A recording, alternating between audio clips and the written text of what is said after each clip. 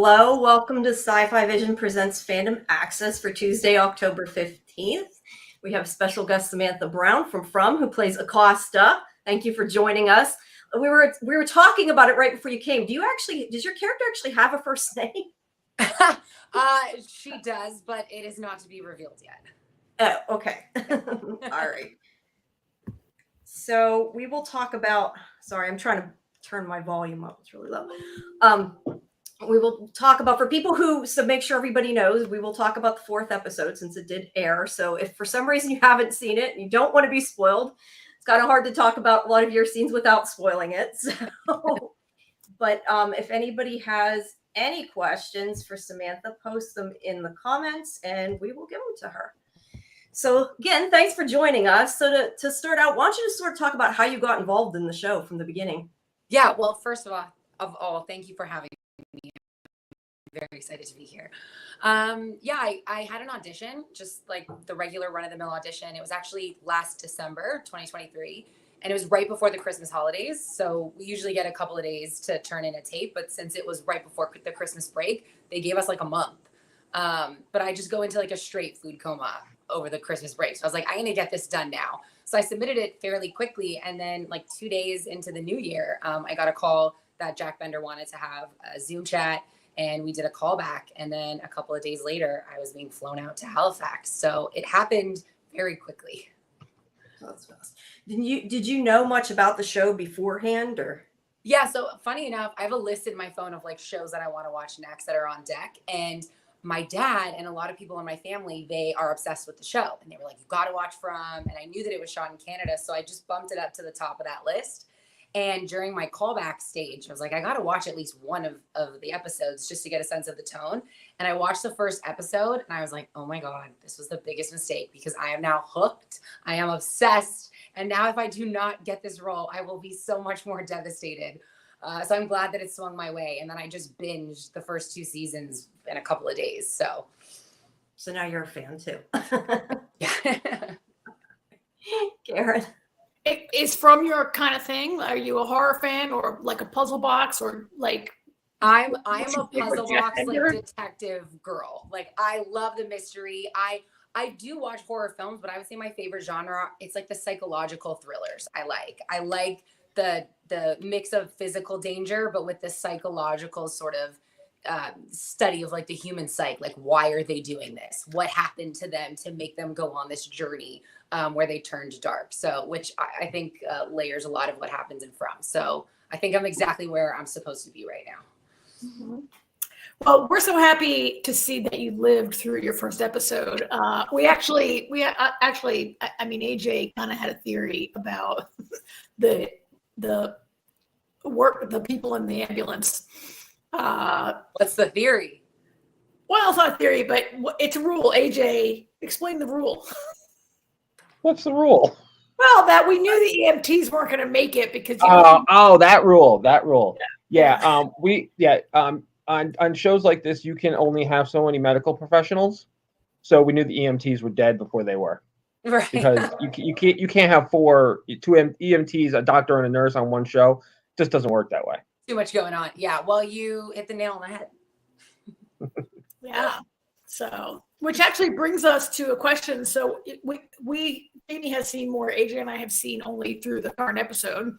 And by the way, I'm not looking because I'm tweeting again for people that you're here. Okay. I am listening. I'm just trying to tweet. Can't do 2 things at once.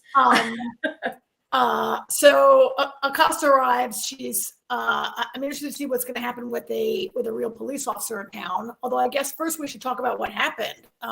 Right. That Acosta accidentally shot an innocent person who, Nikki's a giant pain in the ass. And so I wasn't really that sorry that she got shot. Of all the people who had to die, Nikki's been very annoying lately. But I thought a lot about how, statistics say that most police officers never fire their gun in the entire time on the job.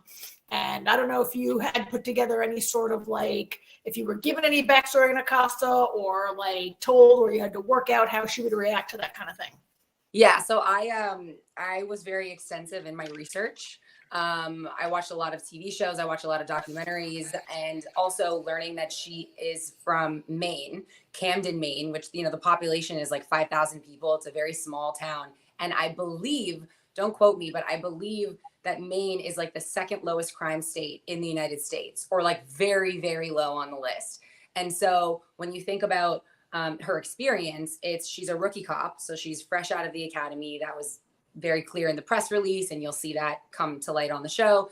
And, you know, she's from a town that barely has any crime and hardly any violent crime, right? So she's probably never pulled her gun in the field ever, and also like never even seen a dead body.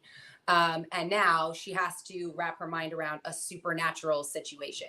So, you know, no one's really trained in the field of unkillable monsters. So those three, the combination of those three sort of fed what happened there, and mistakes that were made, delays. So yeah, that's kind of the research that I found before.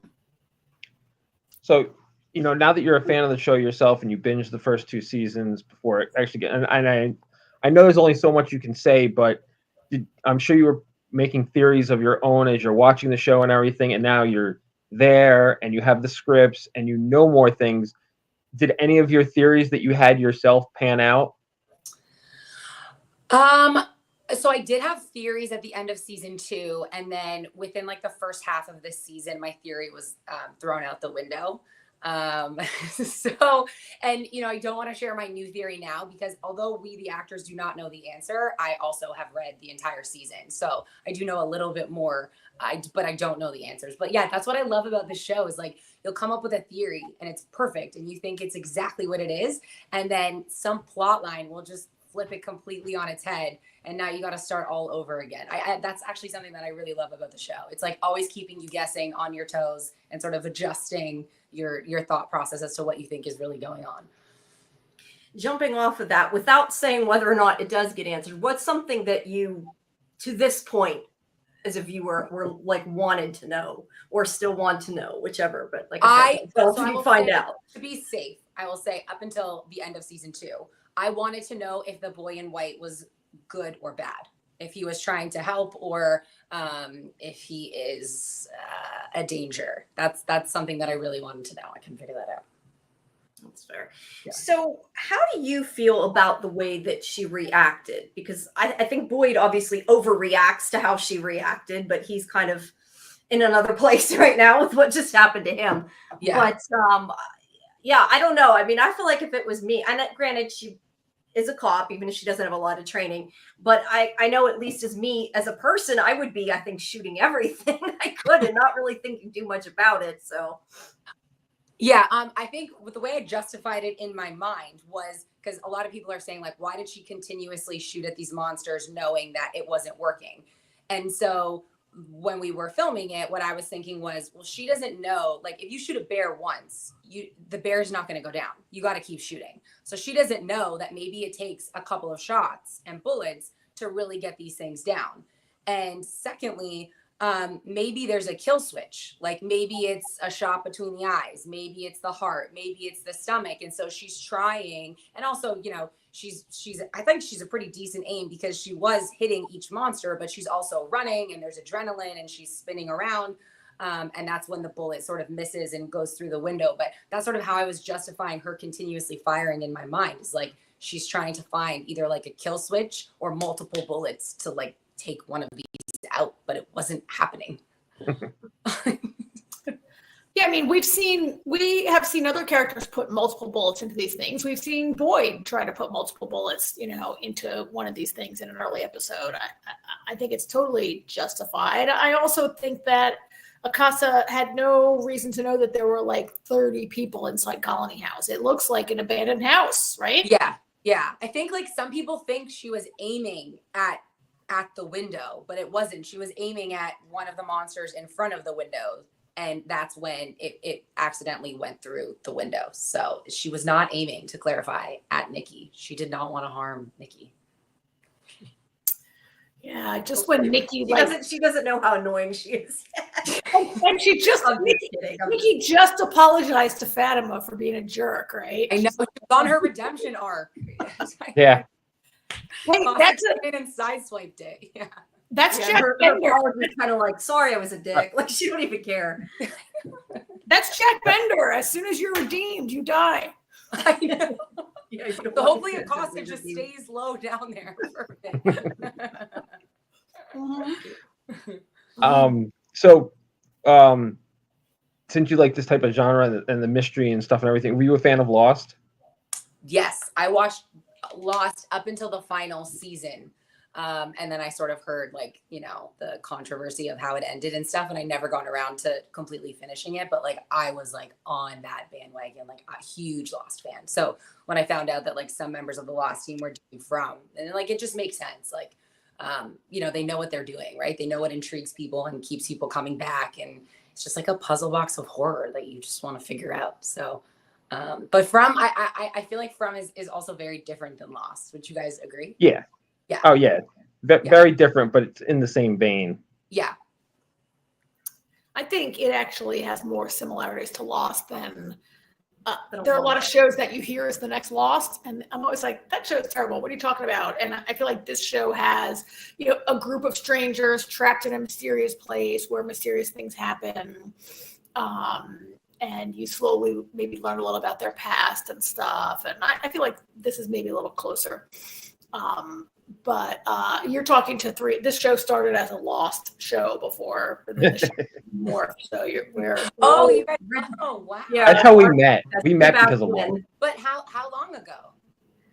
When Lost 2004. Oh my! Oh, so you guys really like each other. Yeah, Really like each other. Yeah, we've known each other That's 20 how we years. first met, so Wow. Well, congrats on like continue. Wait, you do this every week? You guys get together and chat? yeah. Yep. yeah. So We how many after- shows? What do you know? What number show this is? No. That's a I good have question. no We've been on idea. different places as programs have changed and started charging money and everything else. Oh yeah. But so our show, after you leave us tonight, we will review and recap From and some of the other things we're watching this week. Okay. We have like 4 shows that we'll recap. Our typical Tuesday is a recap show.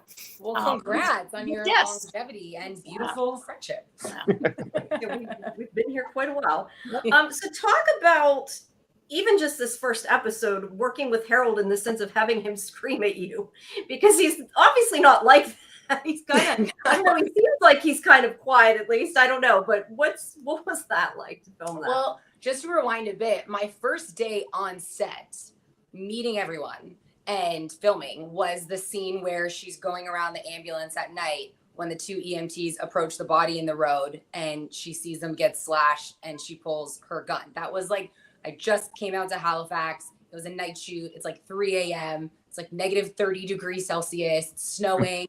You're meeting people in the dark. First time putting on your uniform, and you're just like thrown into it. So that scene, I also helped, like, I think what I was going through in the moment, it like fed the scene, because I just felt like a fish out of water, like what is going on. And I think she felt that way as well. And then the scene inside Colony House with Harold was the first scene that him and I had together. And, he's a legend. I was really nervous. I had met him at a dinner and he was, a gem and very welcoming. But to work with someone, you don't know what they're going to be like. And he's just like a consummate professional, such a teammate. And you really see the switch. Like, he's just like the nicest guy. And then they're like rolling action. And then he's like locked in and you're like, holy shit. Like, I'm really sorry, Boyd. Like, I'm really sorry. Like, I think I probably even apologized to him when they yelled cut. But like, this is not real. Like, just the way he looks at, the way he's locked in and looks at other actors, like, it immediately makes you feel like you're not with Harold Perrineau. Like, you are you are Acosta, and you are staring at Boyd, and he is coming for you. So, yeah, it was a good time. It was a good time. I'm kind of interested to see where this might go. I mean, assuming that Acosta, you can never assume that anyone's going to live to the next week, but assuming, I'm interested to see, so Boyd and Donna are the established authorities. They have rules like locking up all weapons in Colony House, or Boyd's always like making people hand over the guns and stuff. Right. And what happens when a trained, maybe a green, but a trained law enforcement officer comes to town, and I'm interested to see would Acosta try to assert herself or this is a frightening place and just like submit to the established authorities who know what the heck is going on. Yeah, I think that's a great point. I think, obviously I can't allude to too much, but I think it's going to be interesting to see, we know what a police officer's badge means in the real world, but like, what does it mean in From? And also after you've made this mistake. And so it'll be interesting to see, does she carve her own path? Does she die? Does she live? Does she team up? But I think what was really important, and it was definitely established in the writing, I think people have a perception of what she's going to be like, and I think people will be surprised. It was really important. Like every time you see her, I truly believe that you see a different layer to her. Because like right now, you meet her and there's this big action scene. You're not attached to the character. You don't know their personality or what's behind the badge. So you're just like judging her actions, right? And so I think as people get to know her more throughout her journey this season, you'll get to know see a different side of her, see different layers to her, and maybe your opinion will change for the worse or for the better. Is that gray enough? I'm trying to be gray. Yeah, no, that was good. Okay. So how would you, Samantha, handle being dropped into a shitstorm like this? Okay, well, do I know what's going on? Like after I've seen the 2 seasons, am I in From? Sure. Okay. that's Okay. So it changes the answer. Yeah. If I've been dropped in From after season 2, I am getting a sleeping bag, getting a pillow. I am sleeping at the sheriff's station, and I am literally doing whatever Boyd does. That's what I'm doing. Just because I've seen the show, I think he's a great leader. And he knows what's going on. He's got all the weapons. The buck stops with him. I am not spending a second in Colony House. I wouldn't even go over there for breakfast. I love the people that are there, but it's just too much of a liability. Like too many people, too many mistakes can happen, as we've seen in season 1. So I'm at the sheriff's station, and I'm not leaving. I'm not leaving. That's what I'm doing. So I'm trying to make sure I say this the right way. So obviously we know that Boyd isn't really a sheriff. I mean, he just sort of became the de facto leader. So, I mean, could that maybe cause some tension in that sense? Like she's kind of should, in a way, maybe be the one that's more in charge because she's the only one that kind of has that. He has experience there, but she has experience from the real world. Yeah, I think, that's interesting. I think I heard John Griffin, our writer-creator, say this in an interview once, and he was saying, like, the show also, like, the show explores so many different themes, right? It's not just a horror show, which is why we keep watching it, right? And one of the themes that it explores is, like, who you were outside of From, like, who do you become when you're in From? So, like, it begs the question, like, what's more important? That she was a police officer outside of From, so she has to be a police officer in From. But like Boyd wasn't a police officer outside of From, but like he's proved himself here. So it's like what is the scale? Do you just take for word what everyone's done outside of From, and when they're in From, that's what they are? Or do you judge how they're behaving and what they're doing and how they're treating people inside of From? Like, how do you judge it? I mean, they do need some sort of general, like Boyd is good at enforcing the anti-monster rules, but they do need some kind of general. People are always like Randall stealing the goats and Jade stole Victor's violin, and people are fighting not listening to anything. Chaos. Yeah. I mean, they need a cop to just like deal with their petty crime and other kinds of day-to-day, like Boyd can be sheriff at night and Acosta can be sheriff during daylight. Just clock in. Yeah.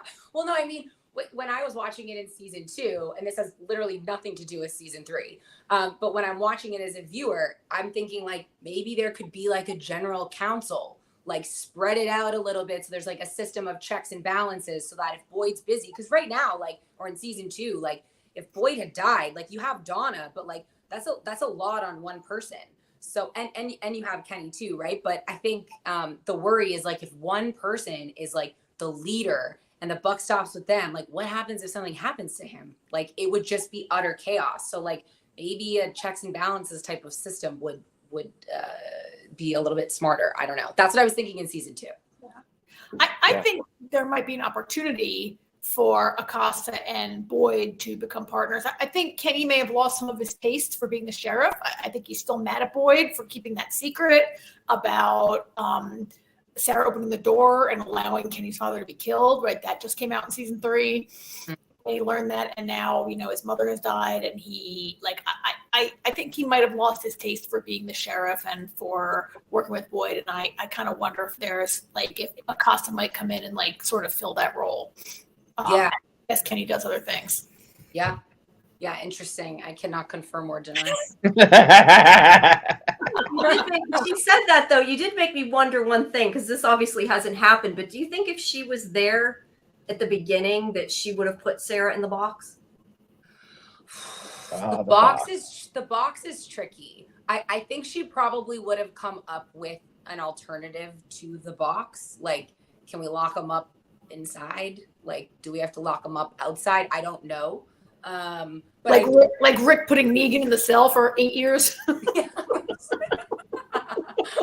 I don't even want to laugh at that. But I think she would have come up with something. And I like to think, she is a type A individual. Like, she would definitely want to be in the mix and be wanting to make decisions. But the box is tough. I don't know if she would be on board with the box. Because then you're essentially knowing that you're going to kill someone, which is what we see happen. So I don't know. But she would have come up with something. That's fair. No breakfast for no breakfast. No pancakes. They can't have No she's not there now, but her pancakes. I was gonna say absolutely not. Yeah. Or no pancakes for you. making Randall live in the bus, right? Yeah. Or having someone live in the bus with Randall. Ooh, there you go. Love AJ, but yeah. Maybe Acosta. No. When we talk to AJ, we're going to tell him you said that. So oh my God, I love him. I think it'd be interesting, or maybe not. I don't know. But I think those two characters would be interesting interacting together. Acosta and Randall. Yeah, I think that that would definitely That's get the cop and the criminal. Yeah. Yeah. I think she could put him in his place. I'd like to see that. Yeah. Do you have something, AJ? I didn't want to cut you off. No, I lost my train of thought. Sorry. That's okay. No, I was going to ask, did you do any gun training or anything like that at the beginning? Yeah. So I was on a show called Why the Last Man. It was based on a famous comic book. It got canceled after the first season, unfortunately. You watched it. I watched it. Karen and I watched it. We liked it. I loved it. You were great on that. You were badass. So, that was such a heart. That really taught me that you can have zero expectations with the film and television industry, because you never know. I think that show, they said that was the fastest FX has ever announced a cancellation of a show. It was on its third episode. They aired the remainder of the season, but then a lot of people aren't going to watch it because they know that it wasn't picked up for a second season. Yeah, we watched everything they put out. Thanks, guys. I appreciate that.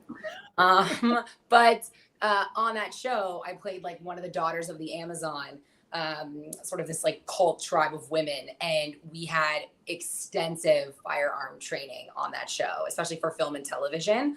And they brought in former military officers, and since then I've had previous roles that have required firearms, so I felt up to spec on that. It just was, I've never played an actual police officer before. I always play a person who shouldn't have a gun, like a crazy chick in the Lifetime movies, at the end, she's the evil one. But yeah, so no, I was up to speed with that for sure. That's good. We have I don't know if you can see can you see the Oh yes. comment come across? Yeah. What do you think of fans calling the show Breaking Boyd? Oh no. That's kind of funny. That is funny. I like that. No, Boyd is unbreakable. I believe in Boyd. I really believe in Boyd. No, that's what it should be called, is Believe in Boyd. In Boyd we trust. That's funny though. Yeah, the things that the fans come up with are hilarious.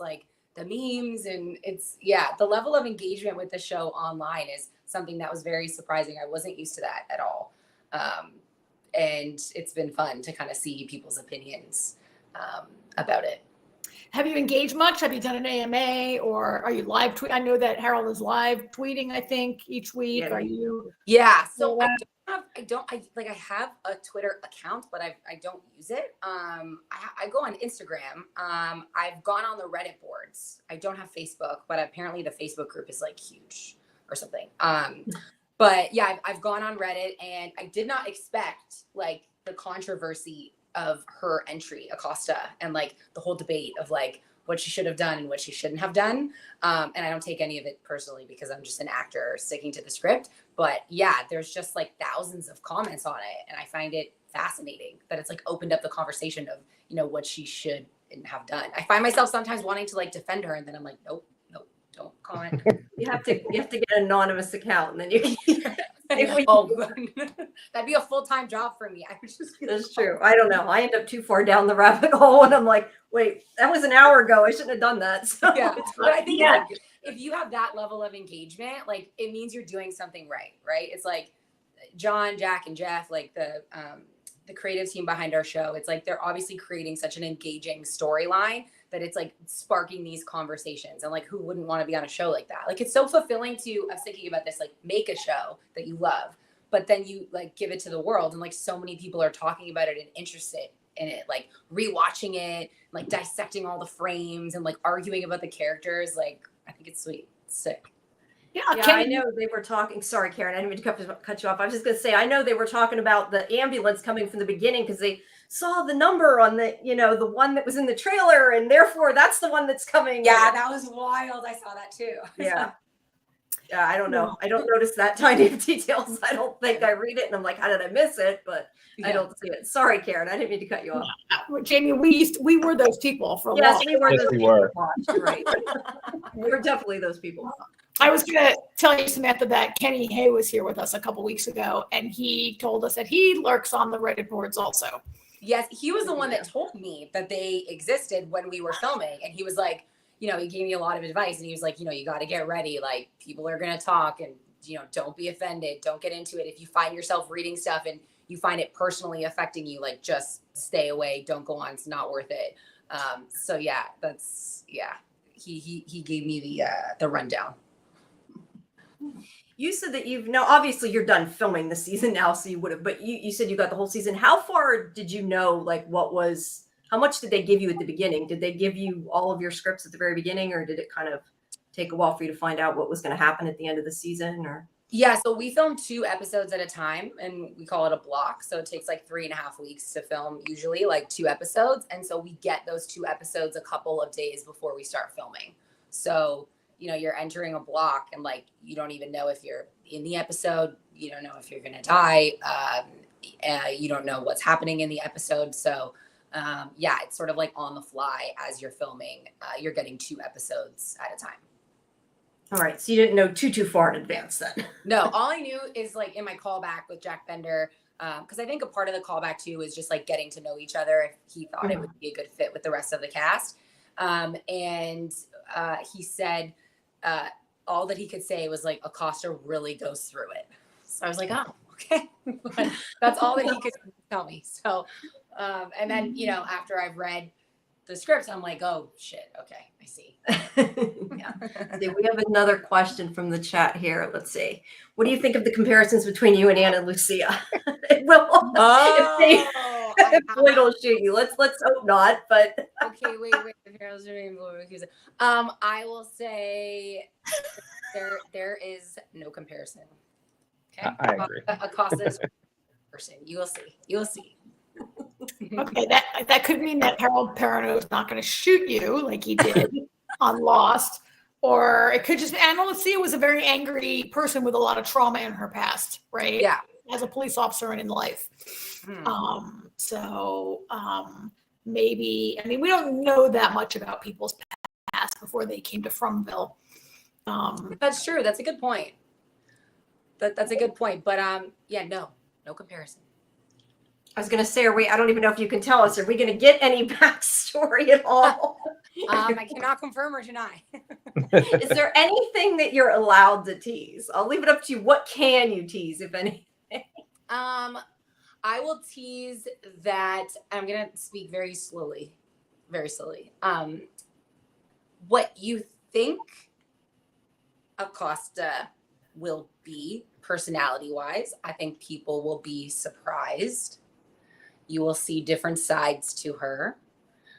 She is not a stereotype, not like a trope or an archetype. She is a fleshed out human being that has strengths and weaknesses. And I am excited for people to see what she is like behind the badge. That's it. Let me ask you, I was thinking about what AJ said, dropping you in Fromville. What would you miss from this? I mean, not that they're like, way back in time that they don't have everything, but they are missing some of our modern stuff. Oh, I know exactly. Food options. The food, like all right. food, Yeah. and like Caesar salad and like Doritos and like ice cream. Like that's what would get me when people are like, "Would you survive from?" Like, absolutely not, because of the food, like the mundane same food. Like I would walk right out into the woods at night and be like, "Can't do it. Bye." So maybe, I was a little, when I saw this episode, I also thought, oh, how convenient, an ambulance shows up when it's going to be loaded with medical supplies that Christy and Marielle need. This is like the pallet of food that dropped out of the sky on Lost and landed on the island, right? Well, listen, what I can say is there was no sushi on that ambulance.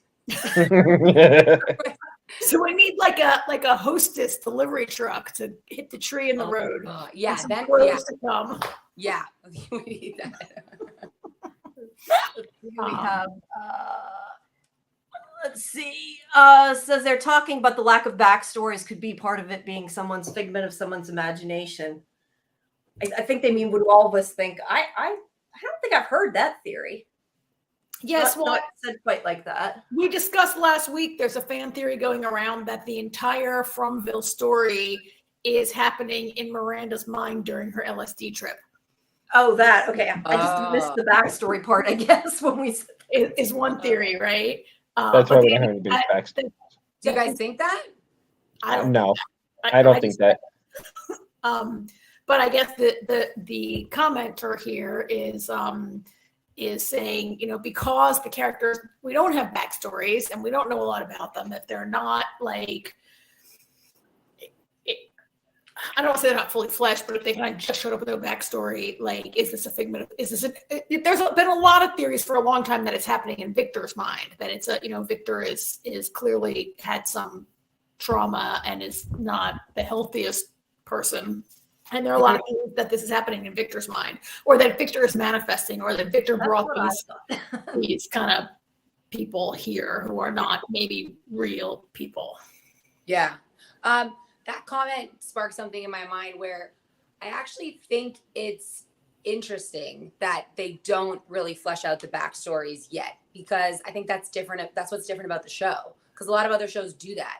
So I think what I like about this show is that characters are behaving certain ways that might frustrate the audience, and you don't know why this character is doing something because you really don't know their backstory. But maybe down the line, the backstories start to come to light and you're like, oh, that's why so-and-so did that, right? Like, it's like you're just judging the character for what they're presenting themselves to be in from, and you don't have any of that backstory. So I don't know. I think it's like an interesting new dynamic to a show.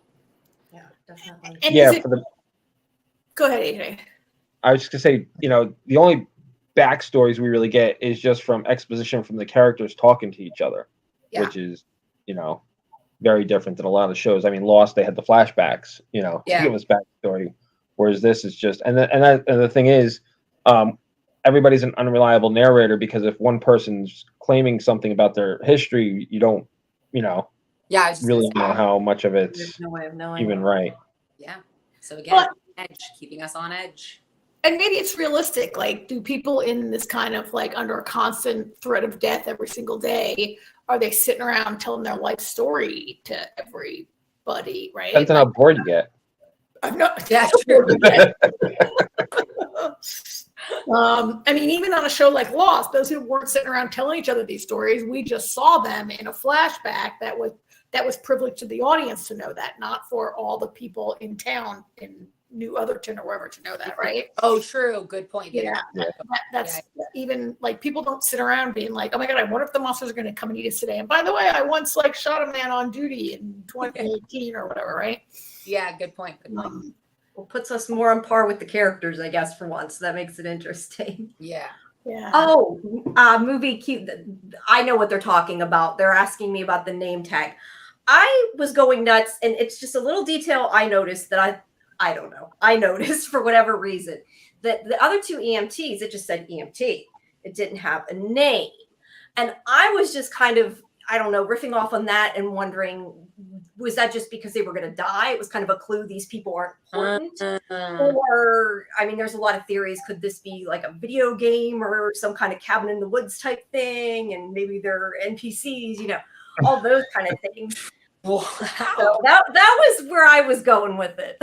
Wait, did they both just say EMT? Yeah. And I thought usually they have somebody's name. I mean, that could just be a prop department thing. It could be nothing. Dang. But Probably is. I don't know. It irritated me because I'm like, well, she has a name tag. Why don't they have a name tag? Right. I think I did see the name tag thing, but it was just more of a light comment of like, well, we know who's going to die today because she has a name and they don't. the digging deeper, I mean, you know, that's interesting. But again, I cannot confirm or deny. No, I know. They're the red shirts now. Well, this doesn't relate to, this is sort of related, not to Acosta's storyline, but Movie Q had also pointed out earlier that, you know, the idea that this happening in Victor's mind, that, you know, there are childish conceptions of electricity and telephones in this show. The phone has no wires. The wires go to the ground, but there's no like true electricity generation. Is it because this is a dream, or it's in someone's mind, or it's Victor's mind, or this is why people don't get names. This is why people, Jamie, I can't figure out how to get rid of that. Oh, there it goes. Wait, there it goes. I took it off and you put it back. The idea that you know, it's not that I mean, it kind of makes sense. Like, I feel like so much of this is related to Victor's drawings. Like, if there's ever a drawing of a police officer, is when you maybe really have to start worrying about your future on this program, right? I would take that crayon out of his hand. You are not drawing that. Yeah. No, but you know what? This is sparking something in me. Is I feel like out of all the questions, like I think you asked me this at the beginning, what I wanted to know the most in season 2, and I said if the boy in white was good or bad. I take that back. I feel like what's most important and is the key to everything that a lot of people are overlooking is the electricity. Like, I feel like figuring that out, where that is coming from, will lead to so much more way faster than other things. So that is I changed my answer. We need to know about the electricity situation. That's fair. Yeah, where it's coming from, how that happens. Yeah. Mm-hmm. Yes. And just to comment on what Movie Q is saying, they're saying they knew you'd survive because I scheduled an interview. I'm scheduling lots of interviews. I had only said, this is what's in the trailer. This is what you know is in the next episode. And I don't think you guys discriminate on who's. No, we talked to Elizabeth Moy a week before she died. Her character died. Oh, did yes, you? but that was. We didn't know. We didn't know she was going to die. We had no idea. Jamie knew. We didn't know. I mean, that wasn't why it was that week. We just, you know. No, I'm just saying it has no bearing on anything as well. Oh my gosh! Is. But like, is it a curse? Is it now every time you interview someone, the next episode? No. We talked to Kenny Hugh last week, and he's still okay. Okay. So. Oh yeah. Okay. Yeah. Rick, Kenny's still there, so we're good with that. All right. Well, thank you. I don't want to keep you too long. I know you've been here over half an hour, but thank you. Appreciate you coming. Thank you. Well, I always say I'm looking forward to seeing more. I'm looking forward to seeing the finale. They haven't seen as much as I have. So yeah. How many episodes have you seen? 9. Oh wow! So when do you get to see 10? Do you know? Or probably close to when it's released. A lot of times they wait longer for the finale. So. All I'll say about 10 is whatever your expectations are, it's like wilder than that. Wilder than anything you could anticipate. I feel like that's how this show always is, though. Yeah, that's true. Yeah. What are we talking about? Yeah. But thank you guys so much. This was so fun. You guys are great. And yeah, maybe I'll stick around after and watch your breakdown of the episode. Oh, yeah. yeah. Well, you're welcome to stay listening to us obsess over No, I it. would stay, but my voice is going. This is like past my bedtime. I guess you guys, where are you guys based out of? Are you on Eastern time? Yeah, we're East Coast. We're all East Coast, yeah. Yeah. Okay. Like, yeah, this is my bedtime, guys. Okay. You can always get it after. Thank you so much. Take Thanks care. for joining us. Thanks. Thank you, Samantha. Good night. Good Bye-bye. night. Whoops, Ooh, let's put it ooh, back what on. is that? Well, you went out of focus there for a second, so it worked out. And maybe saying schedule one with Smiley. Yeah, maybe we'll have Smiley on. Speaking of, we didn't actually announce our next guest. We sort of mentioned it, but didn't We alluded to. outright announce it when we said something during the interview. Next week we will be having AJ Simmons live, who plays Randall. So there you go. So everybody, make sure you come back next week to join us again, and we will post your questions live. With plenty of questions. Randall had a big episode this week. Assuming that he's, I hope he's, Well, he's we saw him wait. to it. We know he What- woke up. We know he That's all- woke up. What his condition is after that, we don't know. But We know he woke up. we know he's going to be at least one more episode. He's gonna have a big episode next week. Either he's gonna die or be healed. So either way, that's huge for him next week. Or kill some of our characters. Yep, be a monster. Please. He might go after Boyd. Who knows? I can't wait to talk about that in this episode. But yeah, spread the word. Come next week. Bring questions for AJ. We have 2 AJs, which will be really fun. Yes, that should be fun. That will be interesting. Yes, it will. We'll call him Randall the whole episode. We probably Or no. Mr. Simmons. We'll have to find out. I'm looking up to see what it stands. Do you know what it stands for, Jamie? AJ? Don't know. I never thought about it, to be honest. Probably something James, I'm guessing, but I don't. I just Don't guess. Don't guess because people guess at mine all the time and they're never right. I was gonna say I don't know what your name stands for either. So there you go. 20 years, don't know what my name is. And Hoovy says, Q says, do you think he believes it's real yet? I'm not sure what that was in reference to because we got off track. So I don't know. You'll have to tell us what that's in reference to. I'm assuming something with Randall, but I'm not sure. It's hard to look up AJ Simmons and not accidentally find JK Simmons. All right. But we'll have it next week. So bring all your questions and be ready for that. And we're going to jump into our review of that show coming right up now. Right? Yeah, and they're talking about, sorry, just to cut back in, meaning Randall's theory about, is it real? Is there a plant? That kind of thing. Oh, that he's believed, yeah, that like the government is doing an experiment on them, or someone's trying to mess with them for whatever reason. And I think he believes it's real. If he didn't before, he definitely does now. He does now. That's for sure. I think his little, when he said to Boyd this week, I sit out here every night and I can't pull the curtains and I just watch them every night. And I think I certainly think that whatever happened to him when he was put in a coma by the cicadas, and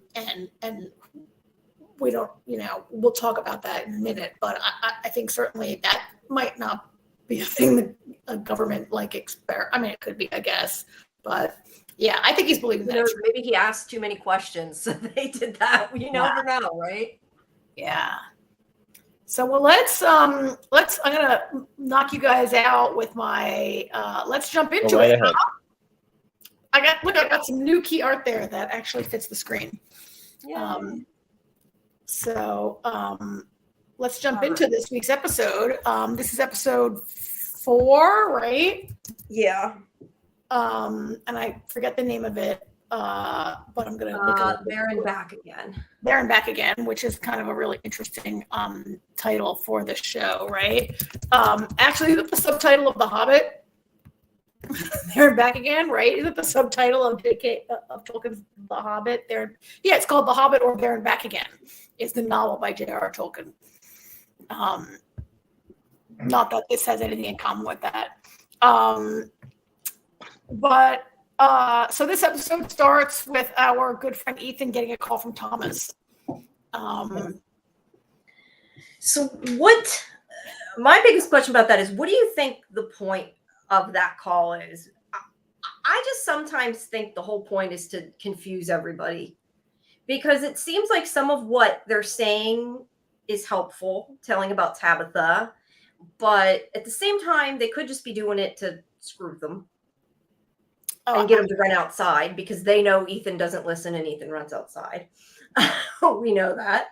When you said they made the comment about, to Jim about they're not his kids. So yeah, it doesn't sound like they're being helpful at that point.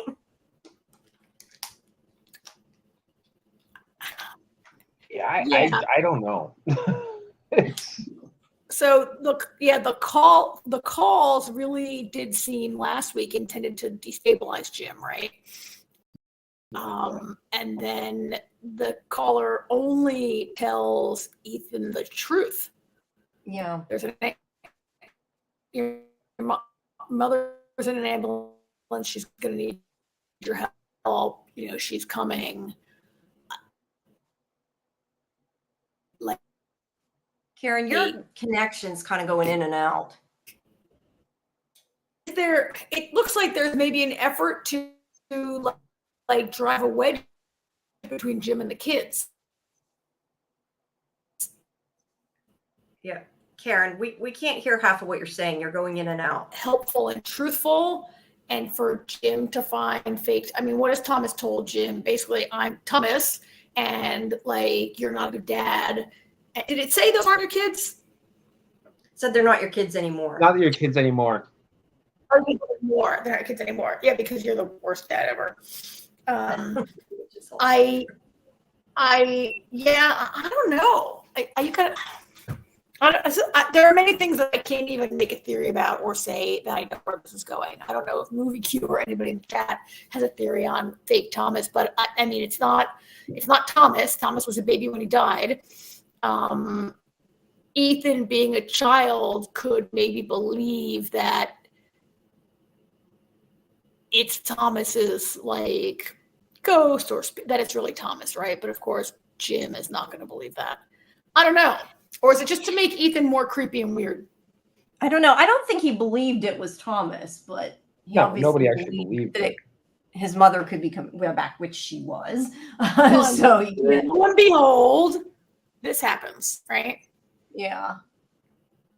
So we all knew right away that was it's a monster laying in the road. Yeah. Yeah. Before we get to that, though, I want to mention one thing because I have it written here so I don't forget. Did you notice the drawings that he had? Victor's drawings. Whose drawings? Victor's drawings that he had at the table whenever he was. In the beginning of the scene, Ethan going through some of Victor's crayon drawings. Yeah. Yeah. I'm not sure what the first one was, but the second one, I thought at first it was supposed to be Sarah and Boyd in the tent, but then it hit me after it was probably actually Sarah and Victor in the fort. Oh, I didn't pay that close attention to it, honestly.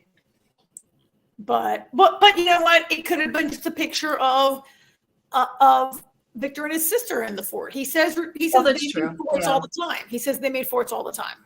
No, yeah, that's true. That is true. I just figure usually I think they put something in it that is supposed to mean something, but then again, we're trying to make it mean things too. So yeah. I didn't really. There's we have seen there's so many drawings. It's really hard to. I'm sure there's someone on the internet who has a whole list of them all and screenshots of them all and everything, right? Yeah. With them cataloged and cross-referenced.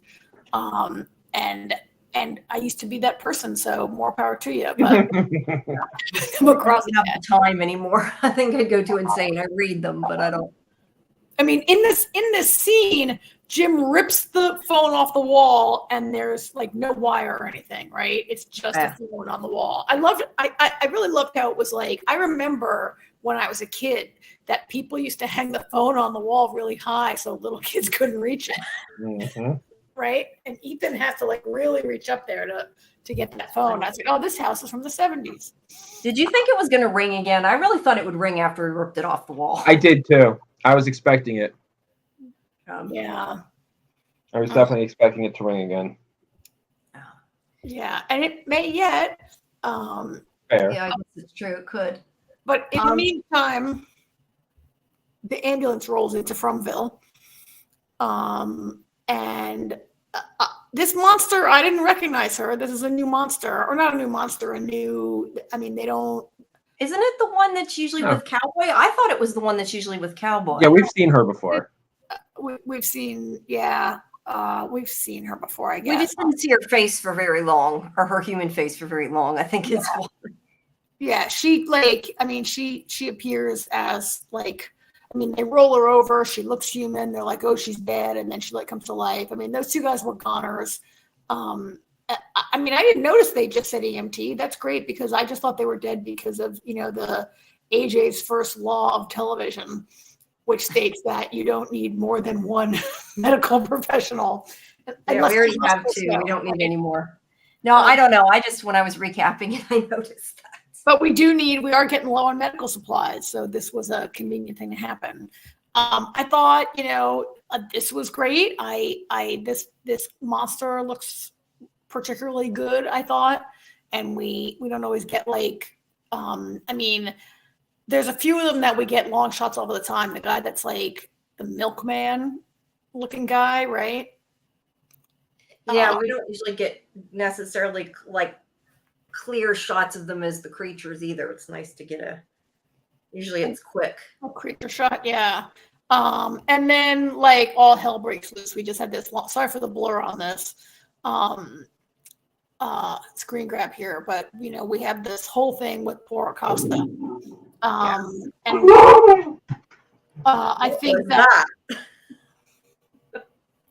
think that for most people who have been with us for the last half hour, we don't really need to recap or theorize about this too much. We got it straight from the horse's mouth, so to speak, about what was going on. I did, this is basically Acosta's welcome. Like, this shot is kind of beautiful, right? Like, who are you and why did you kill our friend? But yeah. It was an obvious accident. Like, this look of judgment on everyone's face. Like, I get it, but of all people, they should understand how easy it is for someone to be. This is why they keep the guns locked up, right? Like, it's so easy for someone to be killed, and this like judgment from everyone is a little. I don't care if you're a cop or not. I'd be doing everything in my power shooting at those things, I think. Well, it was an accident, and maybe you shouldn't be standing near the window when bullets are flying. But I guess it's not that often an occurrence in town either. There's not that many guns, and there's not that many bullets, right? Yeah. So do you? My question is it's kind of interesting to me. Before they wouldn't let people in, right? And now they're like, we got a runner on the hill, like. They didn't do that before. But it's interesting, too, that they let her in, because Clara even says, well, it's a cop. Like, we have to let her in. Like, that's kind of funny, because obviously, yeah, she's a cop, but look what happened. It kind of backfired, I think, Your recollection, well, they wouldn't let anyone in because the monsters would come to the door as a person and try to convince you to open the door, and then they'd come in and eat you, right? That's why they wouldn't let people in. But before, when they had people trying to get safe, the new people, they weren't as... Because they didn't know if they were monsters or not. They'd never seen them before. Yeah. Right? Like, if it was your second day there, they'd let you in. Right? Like, I get it. But that's interesting, Jamie. You think, like, because she wore a cop's uniform, there was, like a natural deference that they felt because of how we're all trained to... raised and taught to, that the police are there to help us. I don't know. There was some, she also was not, this was not a situation where, like in season 1, when the monsters would come and all like Omega Man style knock on your window, be like, let us in, come out and play. Like, try to talk. This person they could see this person shooting at the monsters. Yeah, that's true. Yeah. It was obvious. I just thought it was interesting, and they did make a comment about her being a cop. That's why. Now, let's talk about the other thing though, Colony House, about the crows. Oh, yeah. Begin with that. Now, first of all, how many times is he going to wear the shirt with a crow on and nobody in place even says anything? Like, I wish one of the characters would say something just because it's funny, and I know it's obvious. Oh, that his shirt has a crow on it? Yeah. But I kind of wonder, I had written this in my review if people read this, because I wondered, I want to know who cleaned it up, because Nikki was telling Bacta to clean it up, and she's like, I ain't touching that. I would like to know who cleaned it up, because maybe Nikki cleaned it up, and maybe, it was a bad omen for her, and maybe that's why it happened. We talk about, manifesting things, and that it made me wonder after. But obviously Tilly thinks it was because of Fatima. So first of all the things I need to know, who disposed of the dead crow is not anywhere in the first 100 things of my list. Second of all, of course it was Donna. Duh. Donna has to do everything for those. that's true. She probably did. I just thought about it because of the fact that she's the one who ended up dead. Could have been an omen for that. So sorry, go ahead. In the scene at Colony House, I want to ask you guys. So Elgin now, when he sees the monster or the dead person or whoever, the lady in the kimono, he turns to Tilly and he says, "Am I awake, or am I dreaming, or am I asleep?" or something he says, right? I wanted to ask you guys, previously it has been pretty clear, I think, that he was dreaming when he sees them and then he wakes up, right? Do you guys think he's dreaming? Do you think he really saw that? Do you think they're really like, it's like a Jade situation? I think it's probably like a Jade situation. But I don't know. That's just how I kind of took it, because it's happened too many times. And although I know a lot of people keep saying something's up with Tilly because she's there every time. Every time he has this vision, I think she's been standing there. She's not standing near. Okay, but Elgin also had his first dream on the bus before they got to Farmville. Yeah, that's true. Yeah, I forgot about that.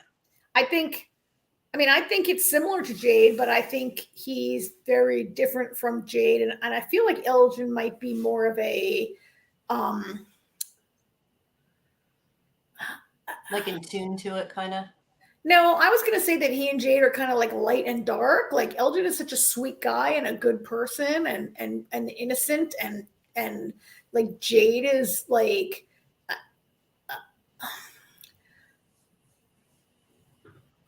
yeah, so maybe Elgin and Tune, I feel like if they're both having hallucinations, it's for different reasons. And so let me ask, you say that maybe he's light and Jade's dark. So does that mean to you that maybe he should trust the visions over Jade trusting his visions?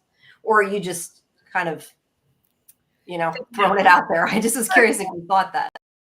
I'm going to throw it out there. I'm thinking of that woman saying to Elgin, "Please help me."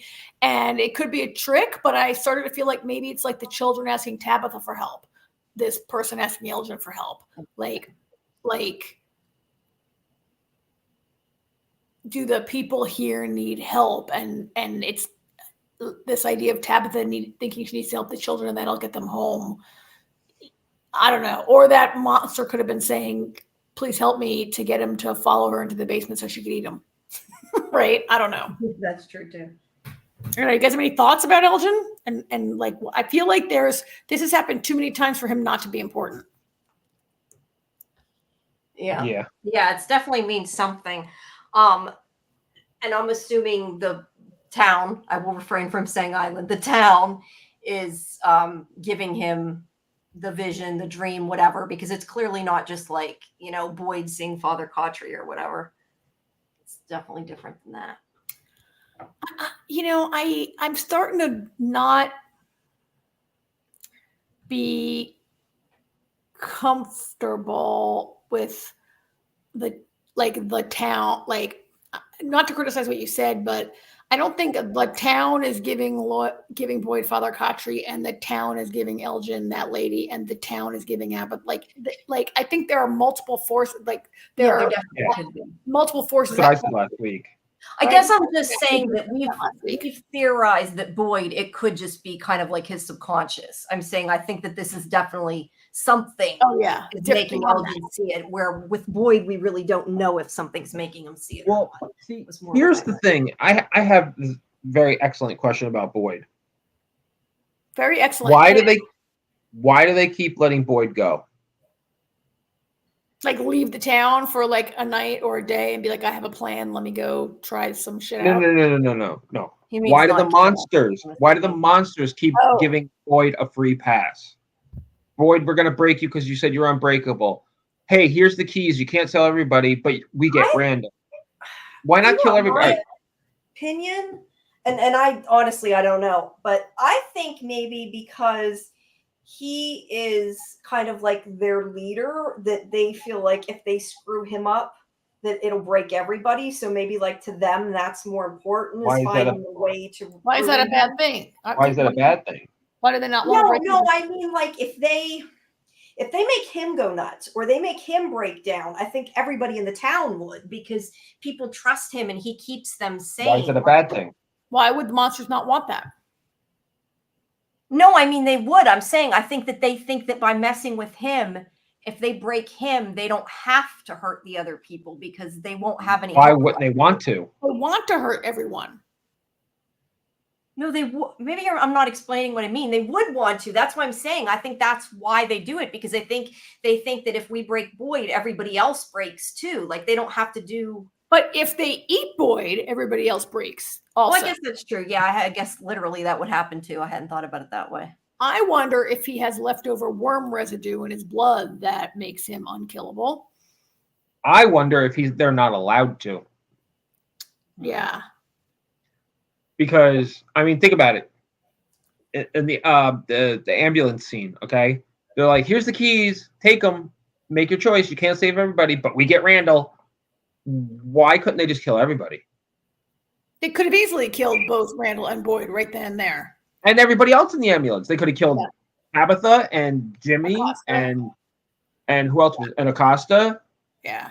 They could have killed them all pretty No, easily. Acosta wasn't in the ambulance anymore. Acosta was gone. Oh, but Tabitha was chained up. Tabitha and Victor's dad. That's who else was in there. Oh, Henry, yeah. So why did they give Boyd the opportunity to get away again? Killed Tian Chen to make and made him watch. Why are we not killing both of them? So that's a good theory. They're not allowed to kill him, or they're unable to, or whatever. So the next. I think they're not allowed to. The next best thing is to torture him by killing people in front of him, making him make terrible decisions. They definitely want him to feel blame for.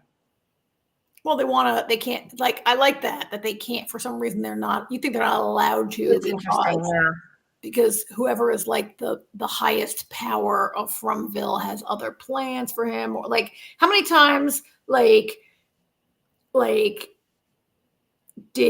do you see like somebody get captured? Like how many times do vampires like capture Buffy, but they don't eat her because she's for Spike, right? Or she's for the Master. Only the Master gets to kill her. And I'm not speaking well, but it's common in many shows. Exactly. I think that's definitely an interesting theory. I think sometimes, though, they just like that they can play with their food. I think they like upsetting people, but I get what you're saying. Like, it seems like by now his time should have come. It's only Boyd. It's not that. And actually, what I'm really thinking of is how many times did people, like a million Death Eaters almost kill Harry Potter, but every time it's like, no, he belongs to the Dark Lord. Sorry, Bellatrix, right? Is there like a Dark Lord? Is there a Voldemort of Fromville? Not like a person, like not like a Dark Lord, but like I know what you mean. The leaders of the evil, whatever the evil is. Or are there rules of the game that our people haven't figured out yet? Yeah, there could be some kind of rule we don't know about, or like you said, it could just be maybe because he has something with the worms. Maybe in some way protected. Yeah, but even before that, there's been plenty. Even before the worm thing, they had chances to kill Boyd. Yeah. Interesting. So and it better not just be because it's Harold Perrineau and he's the star of the show. Because that was the reason. Let's hope there's a reason besides that. I'm sure there is. So I gotta say though, the one thing that really irritated me though about this episode, I really like this episode, and I know a lot of people feel like this too, is I really don't understand that he just accepted they were going to kill Randall, because this is the way I look at it. He is in a car, an ambulance. He didn't accept anything. He just had no choice. But I mean, he took the keys and okay, it's the trolley problem. And I do think he made the right choice, potentially, saving 3 people, instead of one person. And also the fact that for all he knows, Tabitha could know how to leave and how to get back. We don't know. And he might think about it that way too.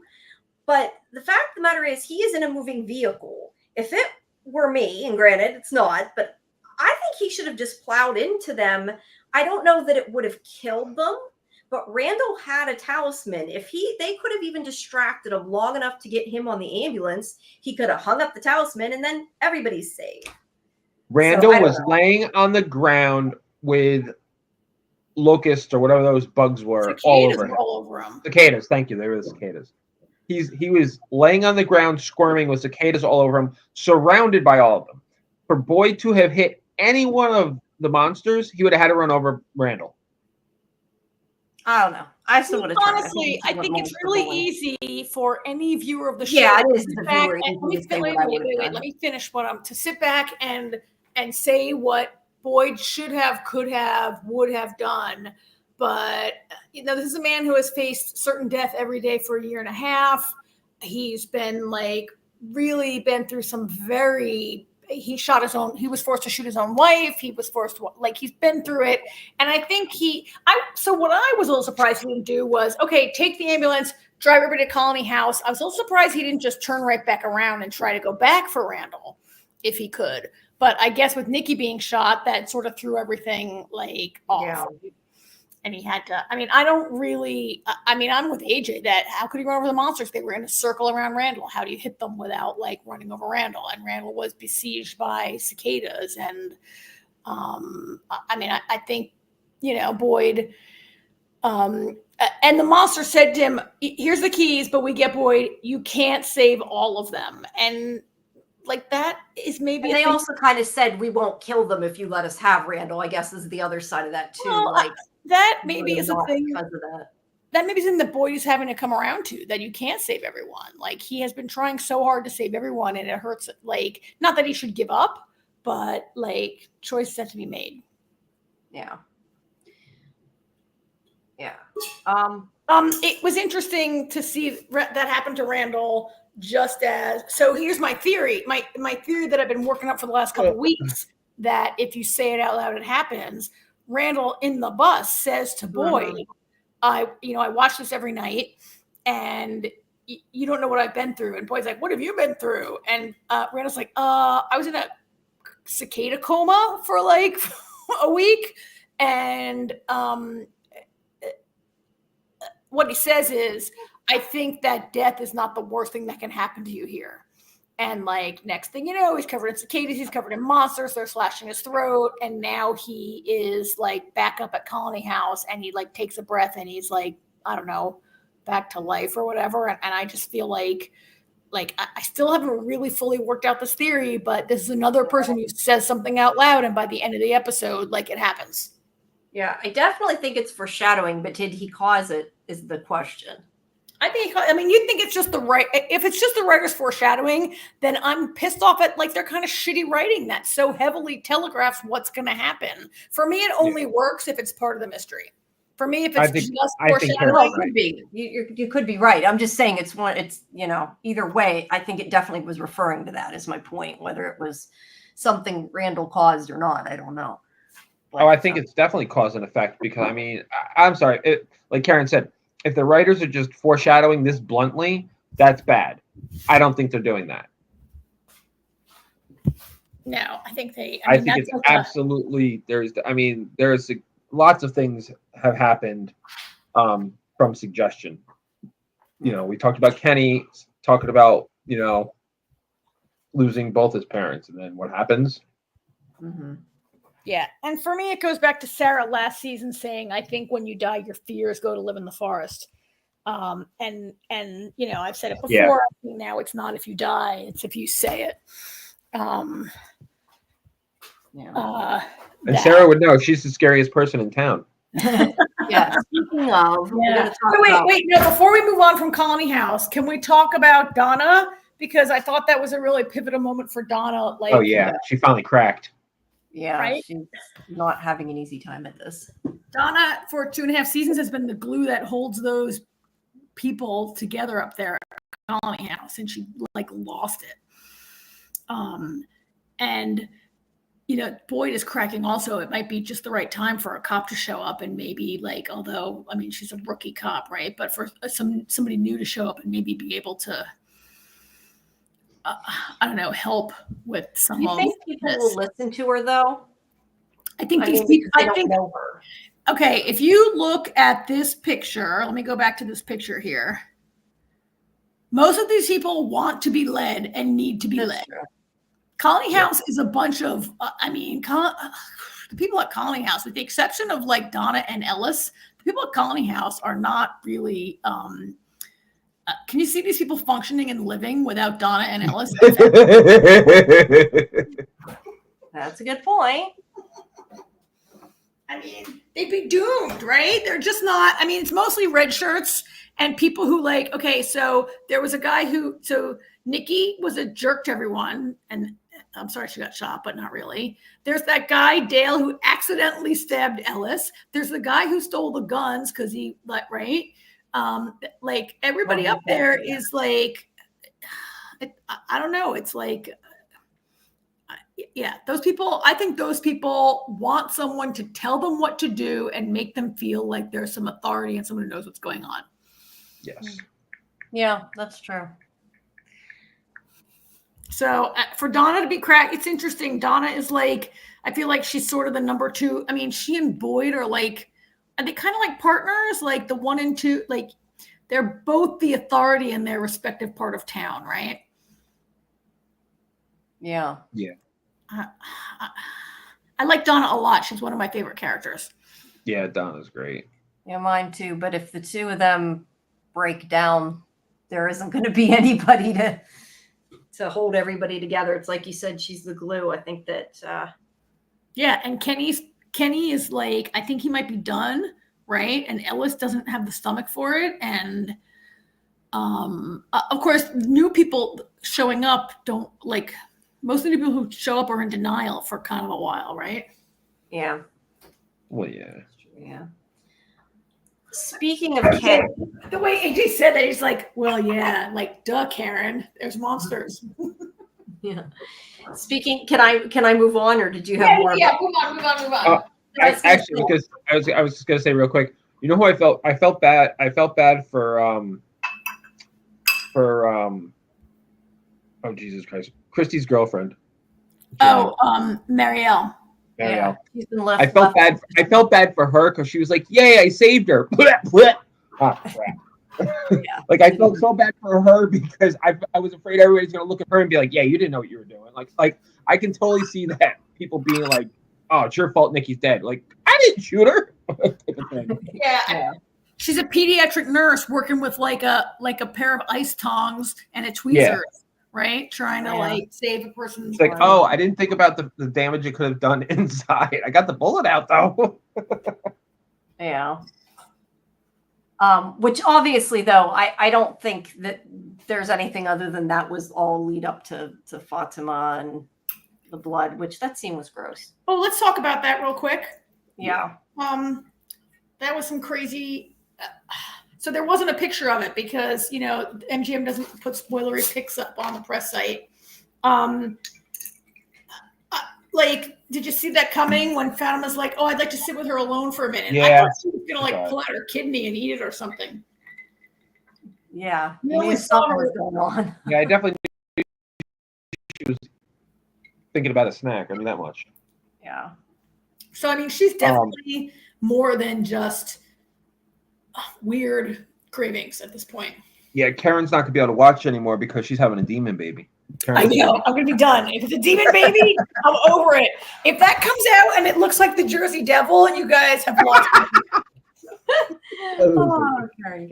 She has the Jersey Devil inside her. Maybe. Ugh.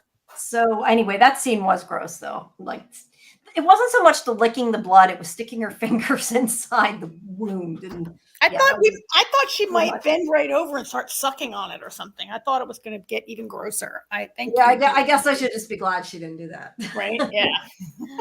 So, back to the other two stories we have. Okay. We have Victor and Sarah. So Victor's gathering all the stuff to try to get his memories back.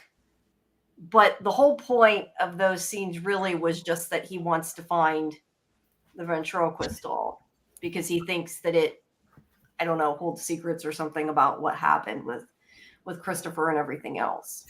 Oh yeah, I was looking for it. So his name is Jasper. So I mean, I kind of like where they're going with Sarah. Do you guys like Sarah? I like Sarah a little bit as a character. Maybe not. Yes, as a character, yes. Yeah, I like that she's the one he turned to. Like, it kind of makes sense. I liked how they did that. It makes perfect sense in Victor speak. It makes perfect sense to a child, right? You're the scariest person in town. Mm-hmm. So you won't be scared to do this with me. And he has this, like, I mean, it was so harrowing to think like the part, I saw all those people dead lying around town and I was like, well, what's going to happen to those dead bodies? And the next thing you know, Victor's saying, oh, they were all dead everywhere and I couldn't bury them. Right. He was like a little child. It's like, I couldn't know what happened to the bodies though. Did they all just continually lay there for a long, long time until an adult came around? Until he got big enough, or I guess, yeah, it didn't really say. Until he was, but I mean, to be a child and to have to walk around those dead bodies every day, and then the boy in white convinces him to like take their prized possessions and bury those. It was kind of, what do you guys think about? It made me feel better about the boy in white. Yeah, I think the boy in white is definitely, I don't want to say he's all good because I don't think we know enough, but I think that he definitely, when he talks to like Victor or to Ethan or whatever, I think he's trying to help them. But yeah, I mean, I don't know why yet, but I think he was trying to help Victor. And he was the only one Victor had, so. Although I don't know, maybe he was growing up. Yeah, you know, I say it, AJ. Speak.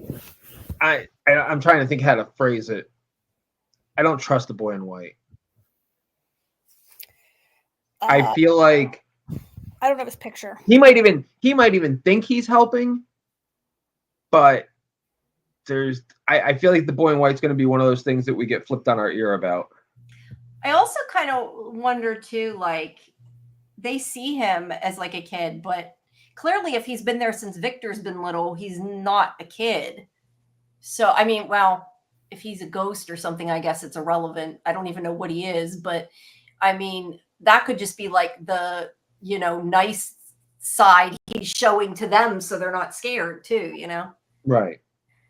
I kind of wondered if that could be, and I don't know because I didn't listen to the voices to find out. I'm curious if anybody online did though. I kind of wondered if he could have been the one that called. Oh my God, I was Thomas because it's definitely a kid's voice. I was just getting ready to say that I think fake Thomas is that the boy in white, or at least the voice that the voice or the force or whoever spoke to Ethan seemed like the boy in white, or as opposed to, I don't know. We know that it's not like Children Are Safe because we saw that little girl get eaten in like the season premiere, right? Yeah. The series premiere rather, the very first episode, 101. But why, if it's the boy in white, why would he be torturing Jim but be nice to Ethan? I mean, maybe because kids are pure. Like maybe it wants to help kids and not adults. I don't know. But I was thinking the same thing. Like, could that? I haven't tested. Somebody must have looked at the voice. You're right. I know. I'm curious if it sounds like the same voice. Get these people in our chat to tell us. It makes you wonder too if, like I said, it's clearly not a kid.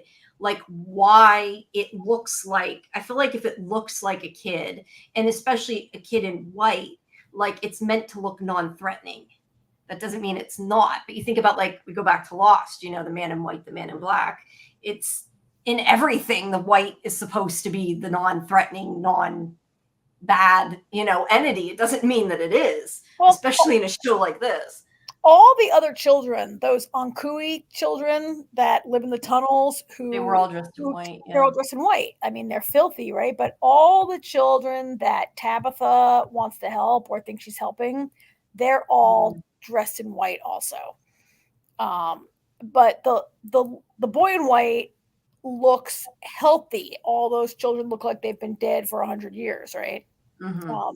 Yeah. So I don't know if they're related or not, or like I think we might be kind of wrong to assume that they're each an individual, and this is just maybe a fourth that appears as different characters to different people, right? Yeah. Like is the whatever, like the guy with the spike in his head that Jade saw last week, is that maybe really the same thing that Elgin saw this week dressed in a kimono? Right? Like I don't know, like or are they each representing different people who've been killed here over the last decades and centuries? Yeah. Oh. It's interesting. I hadn't really thought about it quite like that, but yeah, it could be all the same thing. The other part we did not talk about is the cabin. Cabin in the woods. Now, a lot of people are like, where are the other people? Where are the other people? I think they just, because there's so many people, they didn't show the rest of the people. There's at least 3 cabins there. We have seen multiple cabins there. I think they just split up because it Yeah, I think they just didn't bother showing them. I don't know that there was anything. They're red shirts because it's Dale and a bunch of red shirts, right? Yeah. Yeah. No, I think that's reading into it. I really like the scene. I like the scene with Kenny. Mm-hmm. Yeah, talking about his mother. I do too. Talking about his mother and working out his shit, and it was really sad when he said everything I had here is gone. Everything I thought I was fighting for is gone, and he includes Christy in that, right? Like he was in love with her, or thought he was, and so everything I had here is gone, and everything I thought I was going home to is gone. I mean, what a hopeless and sad situation to be in, right? Yeah. So far, though, it hasn't made him reckless, but it makes me wonder if he will be, because he doesn't have anything to look for, I don't think so, honestly. I think he had his reckless moment last week or 2 weeks ago, and Boyd talked him down from it. So I don't think Kenny's gonna. Yeah, Kenny isn't really a reckless person. He seems to have a good head on his shoulders. I mean, that's a typical trope. Somebody has this type of trauma and automatically their character goes on this reckless rampage. And I like the fact that Kenny is, he had his moment, he got it out, and he's thinking clear-headed now for the most part, Yeah. Yeah, definitely. So he's sharing a cabin with Christy and Jade. Jade, yeah. And Jade finally tells somebody else. Well, to be fair, he told Kenny before about his vision, and Kenny didn't believe him. But he's finally telling people. They're talking a little bit more, which these people need to do more often. We say that about their reaction, though, very much about what they thought about it. I wish we'd see like a bigger conversation, like what they tell Jade. We probably won't, but I'd like to see their advice. This was a pretty good conversation. We complain about this. Oh, where'd you go, Jade? We complain about this about a lot of. We say about Lost all the time, that if they would just talk to each other, but it happens on many shows that people don't talk to each other, or you assume it happened off screen. In this case, they're like, oh wait, the spike was through his head, and Jade's like, well, yeah, when he was like before he had the skull in his hands with blood, he was drinking it. What? Like they did actually ask him some questions, and they were. I think, Jamie, the reason we didn't see more was because they heard that thumping on the outside of the cabin. Yeah. Right? Yes. Which I want to know what the hell that is. That's the second time that happened, right? Yeah. It happened the last time. Yeah, the first time they didn't do anything about it. They never said anything. I'd like to know what it is. I just dumped half a bottle of water on me. I mean, I still think that the mannequins were talismans. Yeah. I think we're going to find out maybe one way or the other. I don't know anything about next week's episode, but like in the trailer and the promos for next week, the sun is shining. So it is going to be the next. All I know about next week is it's going to be the next day. And so I don't know if everyone lives. I don't know what happens, but we're going to like get through this night in next week's episode. Jade to me is looking a little more. He's looking a little more like haggard every week. I feel like me, or is his beard getting grayer by the week, and he's looking I kind of. think it is. It does seem like it is. This was a nice scene, but it kind of didn't go anywhere. Like this story didn't really advance at all. No, Yeah. but it was nice to see. I enjoyed, even though it didn't really advance, I enjoyed Kenny like telling Jade about like, my mother really liked you. And Oh yeah, that was nice. that was a good conversation. Yeah, that was nice. Yeah. Now, I think So- the other thing that we didn't get to see that Yeah. I think everybody wants to see is the reunion between Victor and his father. Well, yeah. I mean, they're gonna Because get out of it. he got there, he's Probably live. happened next They sort of left that hanging. There's so many people in this show, they couldn't get through everything, I guess. Well, yeah. No, I mean, Victor had his own story this week. Yeah. It's gonna take the time it takes. I was kind of wondering when Henry gets inside Colony House and see all these people, he's going to be like, "Where's Victor? Where's Victor?" And they're going to be like, "Oh, what?" Right? He's also kind of been in a car accident and he's a bit concussed and injured or whatever, right? And out of it. That's fair. But I think that's going to be. So it's not. So it already happened once when Marielle showed up, right? And now Victor's father shows up. I think it is a truly terrifying prospect for anyone who lives in Fromville that, holy shit, your loved ones who are safely outside, are they going to be sucked in? I mean, in Henry's case, Tabitha sucked him in probably. Right? Do you think Henry sucked Tabitha in or Tabitha sucked Henry in? Like, who do you I think? don't know, but you is the just made me magnet? wonder. You're talking about people saying things and it coming true. I have to wonder it, like, just how, Marielle came, and now you're talking about Victor's father coming. Yeah, did something bring him to this place other than That's literally bringing him to the place? Like, if they, because originally Henry went in that ambulance and Tabitha wasn't going to go, and they were like, "Oh, you're that woman who left the hospital," which frankly was kind of ridiculous to me. Like, you're allowed to leave the hospital anyway, right? Well, I think the point was the cops wanted to talk to her because her family's missing. I don't think it was that she. They never otherwise said couldn't that. leave. They never They said did. that. They made a point at the very beginning. It was They at the very did. beginning of the season. Whenever she was in the hospital room, the doctor said to her, "The police want to talk to you about what happened," Yeah. or something like that. It was a very brief throwaway statement, but they did mention it before. Yeah. Well, that's all they See, said. here's my thing. I don't think either one sucked each other in. I think that they're all, including Acosta, I think they're meant to be there for some reason. Like it was like all three of them. It's not one or the, it's not because this one was with this one or that one. You know what I mean? So you feel like Tabitha is meant to be there, and the boy in white pushing her off the tower was maybe like breaking the rule. Maybe. I don't know. It's not. It's not really.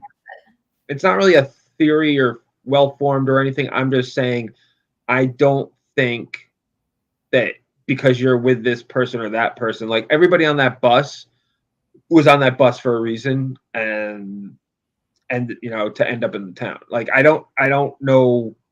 I haven't figured it out yet, but people are there for a reason. Now that's an interesting theory. Is maybe not. Maybe the bus is Oceanic 815, and there were several candidates aboard, and the rest of the people are just screwed, right? Like Frogurt had no reason to be in the island. He just was unlucky to be on a plane with Hurley, Jack, Sawyer, and Kate, right? Like maybe, but you're right. So several people on the bus are meant to be there. The bus is brought. Maybe there's some red shirts who were just like along for the ride and had bad luck. That's a little different than what I was thinking. So yeah, no, that kind of, when you put it in the lost perspective, yeah, that makes sense too. Same with the ambulance, right? Like, which is why the EMTs immediately died. Yeah, because they're Scott and Steve, and they don't need to be there. All right. Yeah, that's fair. All right. I think. All right. So got Agatha and Yeah, I was gonna say, I think we got all from Daryl show. Before we do that, just for anybody who did, before you move on, for anybody who did miss the announcement, I was just gonna say again that next week we're gonna have AJ Simmons who plays Randall. So make sure you tune in. Bring us some questions for them. And if you missed Samantha's interview, you can stream it after the fact on our YouTube page. And also, I'm going to be talking to Scott McCord on Thursday, very briefly, who plays Victor. If anybody has burning questions for him, you can send them to me preferably through Twitter or X, whatever you want to call it. The links are on the bottom. Just send them to me, and I'll try to get them asked. It's not a long interview, but still will be fun. Cool. All right. Well, I guess, let's move on to Agatha. Okay. Agatha All Along. This was episode 105. I forget what it's called, but it's the next verse from the song. And this was, so I'm feeling like each challenge is centered around wardrobe. And this week was 80s slumber party wardrobe. Yeah. I'm not even sure. It's not like similar, like Agatha was like, Wanda was like a different sitcom. I'm not really sure. They're each like sort of a different theme. You know what I noticed too? And I'm wondering if I'm missing it on the other characters. Do you notice how, and I can never remember their names. So I'm looking to see what her name is. I said that. Jennifer? No. Jennifer.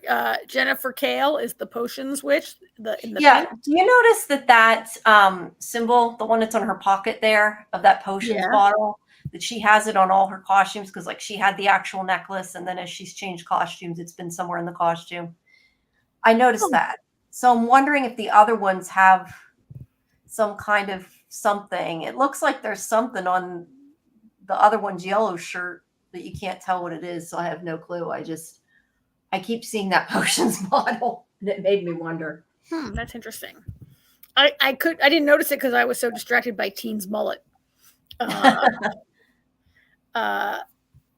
So, actually, before we got there, we had it opens with them. They're back on the road again with Rio, who I'm not sure how I feel about this character, you guys. I love Aubrey Plaza. I like her. I like her in the show, and yet she doesn't have a storyline, right?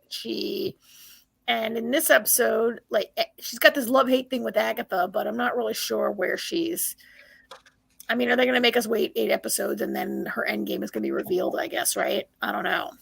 Yeah, is there only 8 episodes? I don't know. I just said 8. Maybe 9. There's 9. So we're already halfway through. Yeah, but they're back on the road, and they do this thing where they decide they're going to fly with these big sticks. Yeah, they make some brooms.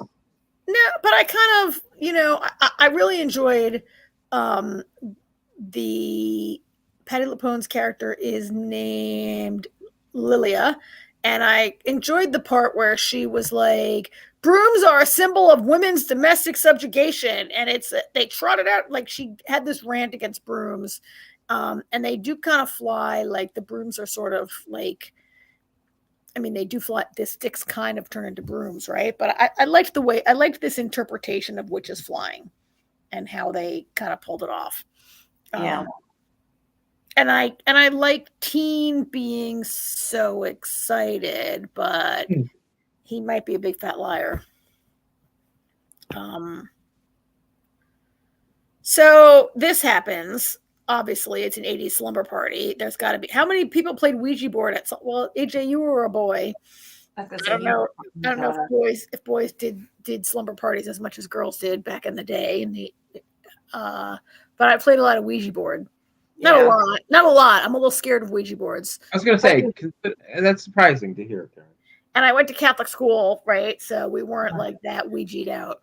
Yeah, I remember at one point or another messing with the Ouija board, but mostly you end up scaring yourselves and you quit. At least that's what I remember. Everybody gets scared, or somebody pushes it and tries to scare everybody else. For me, the best part of this whole episode was when Teen goes, "I didn't do it. Are you doing it?" Yeah, that was kind of all of our experience. How'd you guys like this whole 80s thing and the Ouija thing and I think it was good, and I enjoyed Catherine Hahn pretending to be That was funny as hell. Deborah Jo Rupp. Yeah, that was funny. oh, that And then was of course she gets possessed for real after that, but her fake out was she gets possessed by her mother, right? Good Yes. job. Yeah. Yep. Yeah. Yeah, she got possessed by her mom. There was a moment where she says, "Why do you still hate me?" And I was like, "Wait, didn't you kill your mother and everyone in the whole town so you could take their power? Like, what do you mean?" I mean, Yeah. I think her mother overreacted by saying you were evil from the start. I should have killed you as soon as you came out of me. That was kind of harsh, but Well, but it's also a trial too. I question: is it even really her mother? Well, the trial. I mean, and think about it, the trial was punish Agatha. Agatha. So So yeah, and so it was kind of shitty when like the mother is attacking Agatha and Alice like really comes to her defense and is like uses her incredible power in the scene, which I'm not sure I knew she had, but she's a blood witch, to defend Agatha. And what does she get for her trouble? Agatha steals her power. Yeah. By the Now, way, I don't think she meant to kill her, but she definitely meant to steal her power. can you guys look at that couch? I'm sorry, is that the exact same couch in Afghan from Roseanne? Looks Right? like it. Did I think Roseanne- we had a couch like that too. It looks also like the one in Henry's house, kind of in yeah, everybody had a couch like that in the 80s. yeah, an Afghan like that. But there's you can see part of this where Agatha is like motioning with her hands to like suck the power. Yeah, and we're all like, no, don't use your power. Yeah, Agatha's kind of a shitty person, but then we get out of the house. Do you think she couldn't control it? I'm just curious what you guys I think. know She said she I have couldn't. a definite theory about what happened here and here. I And definitely don't think she meant for it to happen. I don't think she meant to kill her. I think she meant, I don't know that she thought it through when she did it, but I think once she realized she could do it, it was kind of like, oh yeah, I'm going to take her power now because I can. But I don't think she meant to kill her. like she's like a drug addict and she can't help herself. She has to just suck Right. fentanyl. Yeah, kind of. Like, I don't think she was necessarily going to, but I think once she started it was like, Yeah. I'm going to continue. I think it's not Agatha. I think she's still possessed by the mother. Could be. Or it could be have been part of the trial. Maybe that was And I supposed to be part of the really punishment. thought it when they got back on the road and Teen is so mad and Teen's like, is this what it's about? Killing? That's not for me. And she whispers in his ear and says, are you so sure? And she like tickles his chin. And I was like, that's not Agatha. Agatha's possessed. That's not Agatha. You're missing a very important thing that she says to him. What does she say to him? She says, "You're just like your mother." Yeah. And then She's finally figured out who he is. Yes, because his mother is Wanda. Yes. Yeah. And we see at the end that he's got the crown that looks just like Wanda's crown. But that doesn't mean that Oh, yes, it does. mother. Oh, wait. Oh, no, I'm not saying you're wrong about that. You're saying I left out the most important part of the entire show. You're right. I did. Left out the most important part of the episode. Yes. And He is wicked. He is Billy, who we suspect a bunch of us suspected all along. That he's one of her two children. Yep, Wick, and his comic book name is Wiccan, and he's almost as powerful as Wanda. Maybe not at this point in his life, but What happened to the other brother? He became a stockbroker. No, his other brother's more like, ironically, he's more like his uncle. Oh yeah. Oh yeah. More One like- is a speedster. The one kid is a speedster, and the other's more of like a witch. Yeah. But I really thought maybe. I mean, like, I'm not sure. like this is very disappointing, right? And is the show going to the place that, okay, Agatha really is a villain and really a bad person who will steal other witches' powers, and she's been, using these people, whatever. Like, it's believable.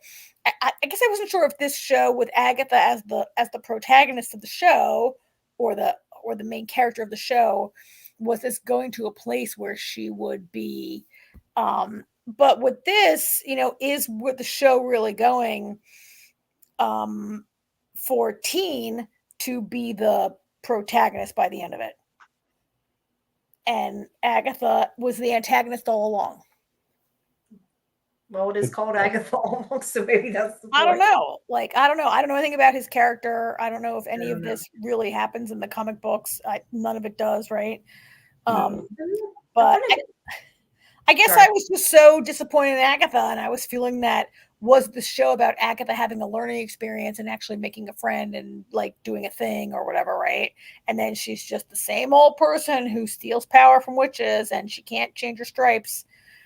And is really this show going to a place where Teen, his name's Billy in the comic book, AJ? Yeah. Or Pet, she calls him Pet. Billy, where really is this show going to a place where, like, by episode 9, it's his show? I find it interesting that the other witches, they make a comment. One of them makes a comment to him. I don't remember which one it is. But one of them says something like, that they're not surprised that, like, they all went there for their own benefit. Like, oh, yeah. They were all greedy. And it wasn't just her. And they kind of admitted that, yeah, they're all there for the wrong reason. It might be Jennifer who says, yeah, it is it's all about power. And she's like, yeah, that's why we're all here. They all lost their power. They all came to get like Jennifer's lost her power. She came to get her power back, right? Do you still think, you made a comment, I think it was you, Karen, early on, that maybe they're not really dead and like it's all part of Yeah, I think they're not really dead. Especially since they all fell in the La Brea tar pit this week. Yeah. Well, no, I don't mean specifically what happened to him at the end of the episode. I mean the ones that seem to be dead. Like, like Alice.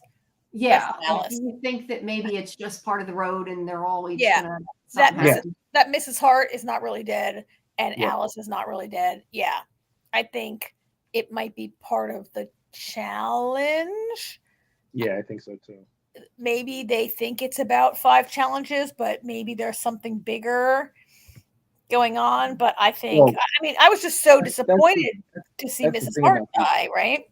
Yeah. That's the thing about these challenges is they're never what you think they are. Yeah, I like Alice too. And they're kind of too easy and too short. And I did like Alice. And Alice was like, Alice died without resolving her issues. So could she really be dead? But she did, though. Well, in the last episode, she did. Last week she did. She did, but did she? I don't think that makes her that she's definitely dead, though. I definitely think they're all going to be fine. I think they're fine. I think by the time they get to the end of the road, Agatha's going to be by herself. Yeah. Yeah, and she's going to be, and the Salem 7 are on her ass, right? And she's gonna complete whatever she needs to complete, and then they're all gonna be like, it took you long enough to get here. Yeah. Oh, I was wondering if she's going to need these 4 to help her meet the lat to really defeat the Salem 7, and she's going to have to like be a true friend or have a, or whatever kind of thing. Depends whether she gets redemption or not, I guess. But let me ask you guys a question. Because I took something different than, I don't remember wherever it was. I read a recap. I think it was Deadline. After she took Alice's power, I thought it looked like it sizzled, like she didn't really get her power after. But it seems like that's not how they took it. So how did you take that? It was just kind of, I guess, the motion she did made me think that. Does she completely have her power still?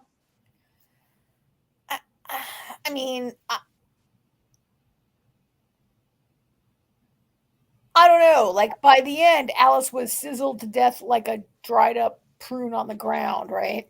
Right, but I mean what Agatha did. I kind of took it that, like, Agatha did that, took her power and killed her, and she didn't even get to keep her powers. but I don't know. They didn't seem to take it that way. Oh, so. that she killed her in vain? Like she takes Yeah, it that she like once she I don't know, she did I don't even remember, but she did something after before Teen came up to talk to her that made me think that she didn't actually retain the power she stole. But that might have just been the I don't wrong know. interpretation. That's why I was curious. That would be terrible. That'd be kind of really dark for this show, right? That's true. It is a Disney show, but yeah. Of course, so was the Acolyte, and like 60 people got killed in that show. I don't know. I mean, I think they can't all be dead. I think there are just too many great actresses in the show for them not, and they died so quickly and early and easily. I don't know.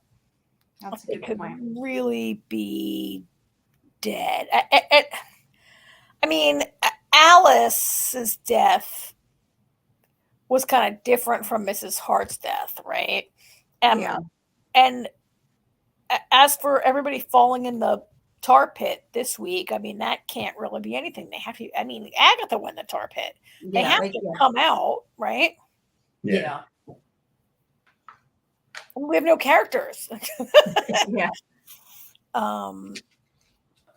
Maybe it's just Teen and he'll go on the road himself and there's nobody else.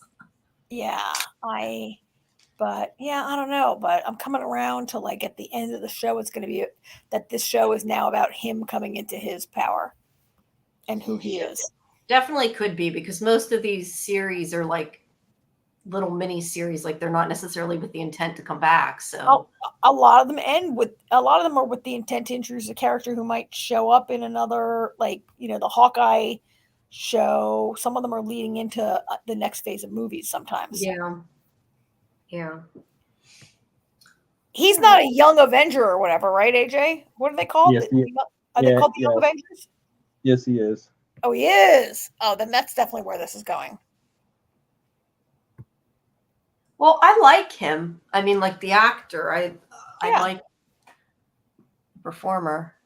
I mean, and honestly, when I think about it, did I really expect the show to be about redeeming Agatha, who was such a horrible person in WandaVision, and really is like what's like she's clearly using all these people. She's not nice to anyone. She, like, her own mother hates her. Like, am I expecting her to somehow come around and be redeemed at the end of it? I must be out of my mind, right? Yeah. I don't know. And Rio, I feel like the whole Agatha Rio thing, like, I'd like to, I don't know, see that develop other than, like, the spurned lover thing. Like, Rio, they haven't really given us enough backstory Rio of it. set this in motion, and there's more to be seen, right? Yes, you said. What do you say, Jamie? They haven't given us much. Yeah, they haven't developed it enough. I mean, they are obviously implying that they had a relationship, but that's all we know, really. Yeah, and that's more of an implication too. I mean, I don't think they've actually even outright said it, have they? No, they haven't. But No. Damn, I do love Aubrey Plaza. Yeah, me too. So. All right. I think you guys can move on to zombies or something. So quickly before we jump into Walking Dead, Jamie. Yeah. Teacup. We're gonna. Yeah. So apparently, I liked this more than you did. Clearly, I've only seen the first 2 episodes. Yeah, you've only seen the beginning. I think you need to watch a little bit more. I don't know. I find it. I mean, we don't want to say too much because it's the kind of show. If we say too much, it'll spoil AJ if he's going to try to watch it. I'm not watching it. And so the first two, okay. For people listening, the first 2 episodes are out on Peacock already, but they come out on Sci-Fi Channel tomorrow. So that's why we're not going to totally get into it, right? Yeah, we can. And they're only like 35 minutes, but it is Yvonne Strahovski from The Handmaid's Tale plays Maggie the vet. She's married to James, aka Scott Speedman, and they have 2 kids, a little boy and a daughter. And I mean, Jamie, did you binge the whole thing? The whole, what is it, 9? You watched the whole 9 straight through? I saw it in 2 pieces. They sent half and then they sent half. Right, and they're only like half an hour, so it's like 2. That's not that long time, right? Yeah. So, well, if AJ's not going to watch, I mean, do we want to talk about the basics of it, or do we not want to get into it at all? I mean, we can talk about the basics in case people want to catch it tomorrow. Yeah. But it's about this family of people. And it's based on a book, but the book, I guess, what I'm understanding, was like a whole town. That the series focuses on this, well, a couple families, but the family and their neighbors. It's kind of, and the novel talks more about more people. Yeah, this is sort of a more intimate look that they made it as, rather than the whole. Yeah, town. they live on this sort of like mini ranch, like a ranchette, where the wife Maggie is a vet, and then like their neighbors come over, this family, the Shanleys come over, right? And then also the Kellys come over, who this guy is your token MAGA guy. He's like, actually, he reminds me of like a little bit of, do you ever see Tremors, the Michael Gross character in Tremors, who like has all these guns and he's like, we got to defend our house and whatever, right? Yeah, kind of. I know him from Servant. I like him. He was in something else too we watched. I don't remember what it was, but he's also from Servant. And some scary shit is happening to them. Jamie, I look at that cute little. I'm so worried. Like they live in a ranch. And I'm so worried about that dog. I was so worried about the horses. I was so worried about the goat. And I was like, she's a vet. I better not be watching a show where like she's constantly like patching up animals, because I don't know if I can take it.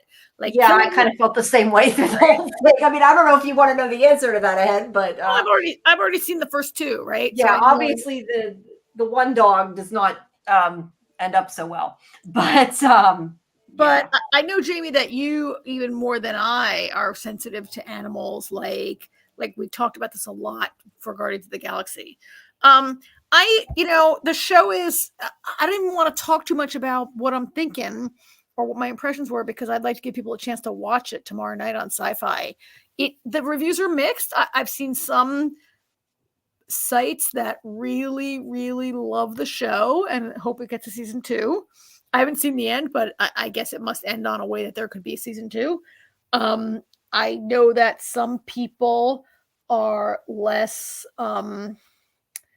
in love with it. I think that everyone enjoys the pacing. Mixed reviews from the fans too. I mean, I really thought, I kind of felt like from the beginning, but it seems like not everybody's, agreeing with me. You don't feel the same. It makes me think of From a little bit. I mean, not that it's like From, but just when people are saying, if I like From, what do I watch? Type of thing. Like, I mean, not just the fact that part of the premise is they can't leave. I mean, I think it's safe to say that. That's not really spoiling anything, but I don't know. It's like a darker tone. It's different. And it's got a mystery to it. And I mean, it obviously unfolds more than what everybody's seen in the first 2 episodes. But yeah, and it's very creepy at times. Or at least I found it to be creepy anyway. So we'll talk about it more next week. I do think that that I'm having a little issue with my thing here. I think that a lot of people have praised the pacing, like a 30 to 40-minute episode is what they average. So it keeps a good clip, and a lot of people enjoy that. But when you move at a good clip, your characterization is more difficult. You can't spend all this time on characters having like deep conversations revealing their innermost thoughts. And it's a trade-off. Yeah. That's a trade-off that we're going to see play out. And I think that I don't know how much more we want to talk about it. Do we really want to hold this, Jamie, or you want to get into it? I do want to say, up to you.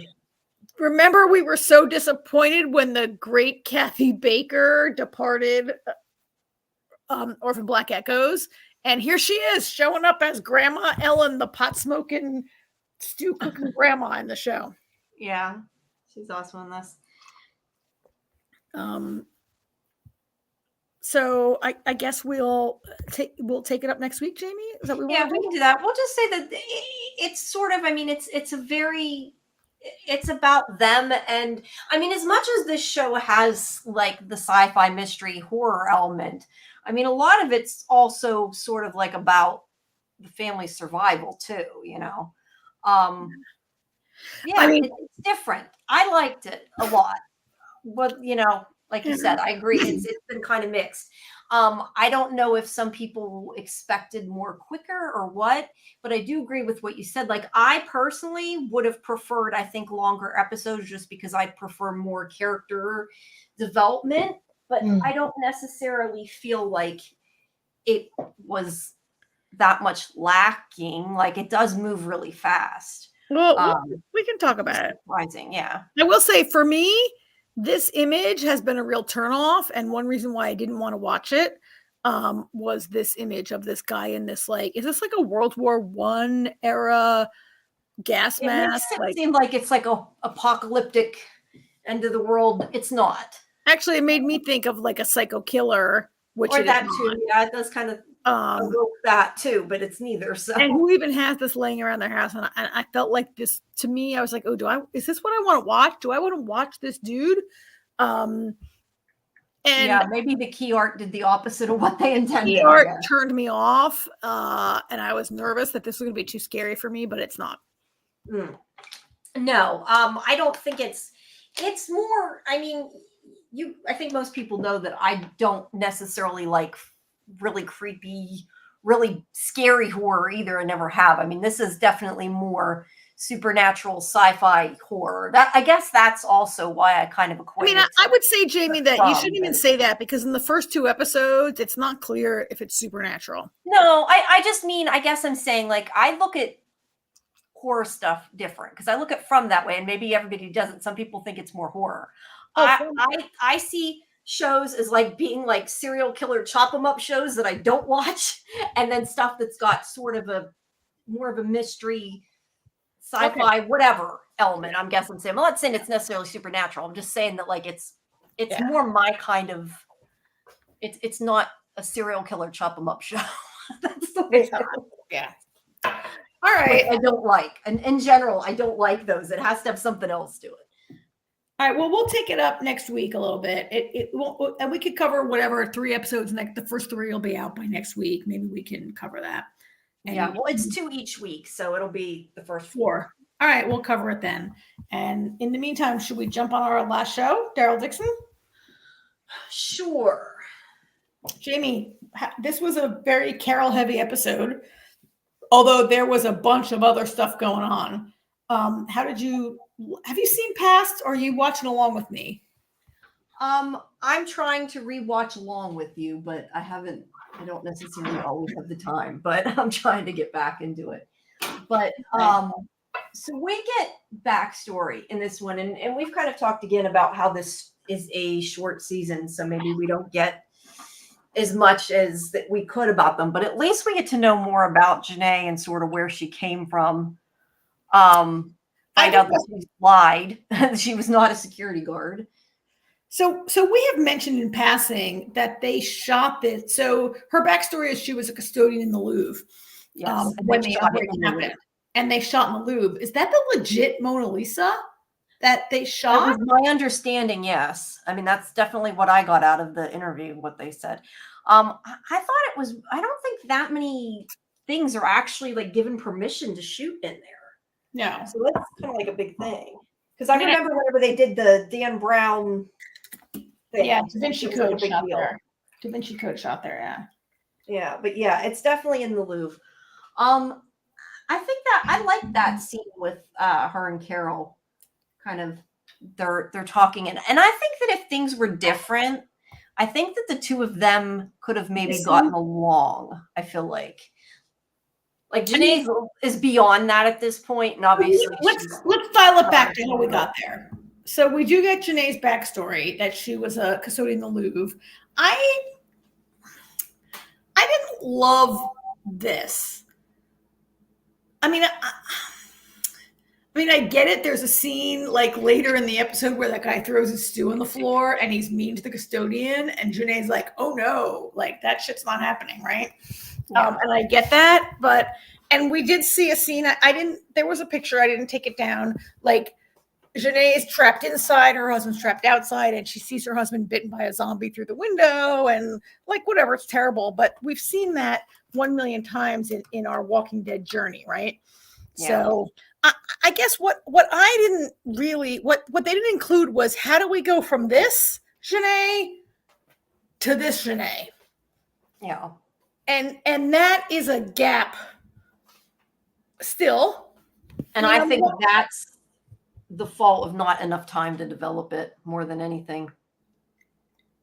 And I think how she became this woman to me is a little more interesting than how'd she go from that to that, right? Yeah. Although, how does Negan go from gym teacher to Negan, right? Yeah. I mean, we saw more of that. Maybe we'll get more of it.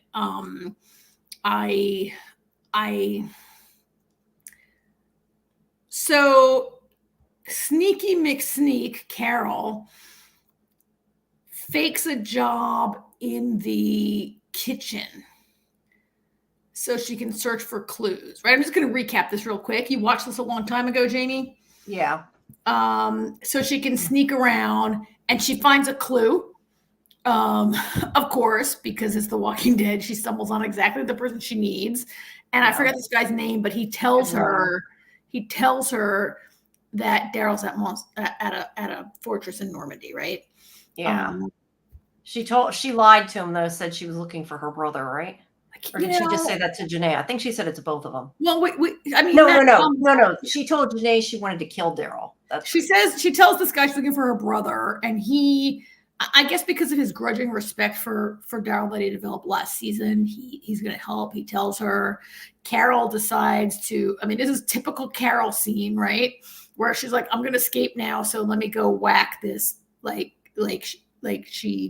She's so badass. She makes her way out. She steals a horse. Unfortunately, she got caught. It's like you really wanted her to get away on the horse, right? She gets caught. She gets brought back to Janae. And I do love this shot. This was a good scene. You're right, where they're looking at the Mona Lisa. And they're becoming friends. And you're right. Carol says to Janae, she tells her mostly the truth. And I love that scene, the look on Janae's face where Carol's like, okay, so I co-opted an innocent man into flying me across the Atlantic. We stopped in Greenland where he was almost used as a sperm donor and I was almost killed by insane environmentalists. And then we came here. Because, that's how it goes.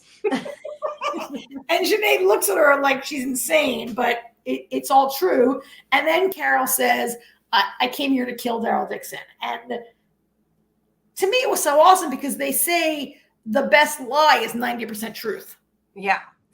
And I think that she figured that, number one, Janae would appreciate the truth, that could ingratiate her with her.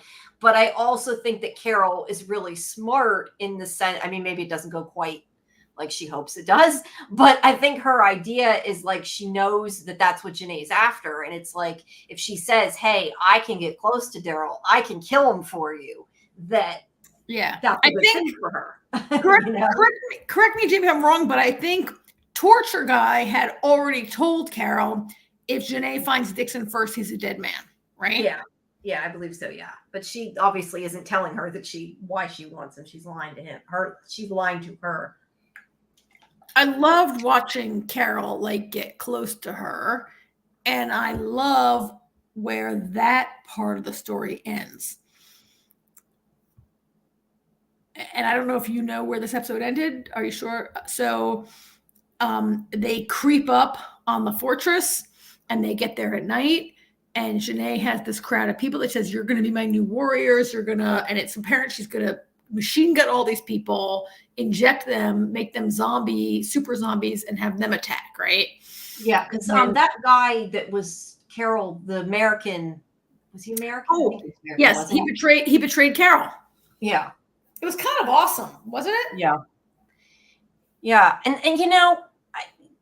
part of me wonders, I don't know, because Carol is an awesome character, but I kind of wonder if Carol wouldn't have done the same thing if it was Daryl, Oh, I don't think she probably would have, but it's an interesting idea if it was the other way around. She might. I don't know that she would sacrifice somebody to save somebody, but I think I don't Carol know. would do everything she could do to not have to do that, but in the end, she But I might. think in the end she might. So I feel like Yeah. maybe she has a little bit of respect for that. I don't know.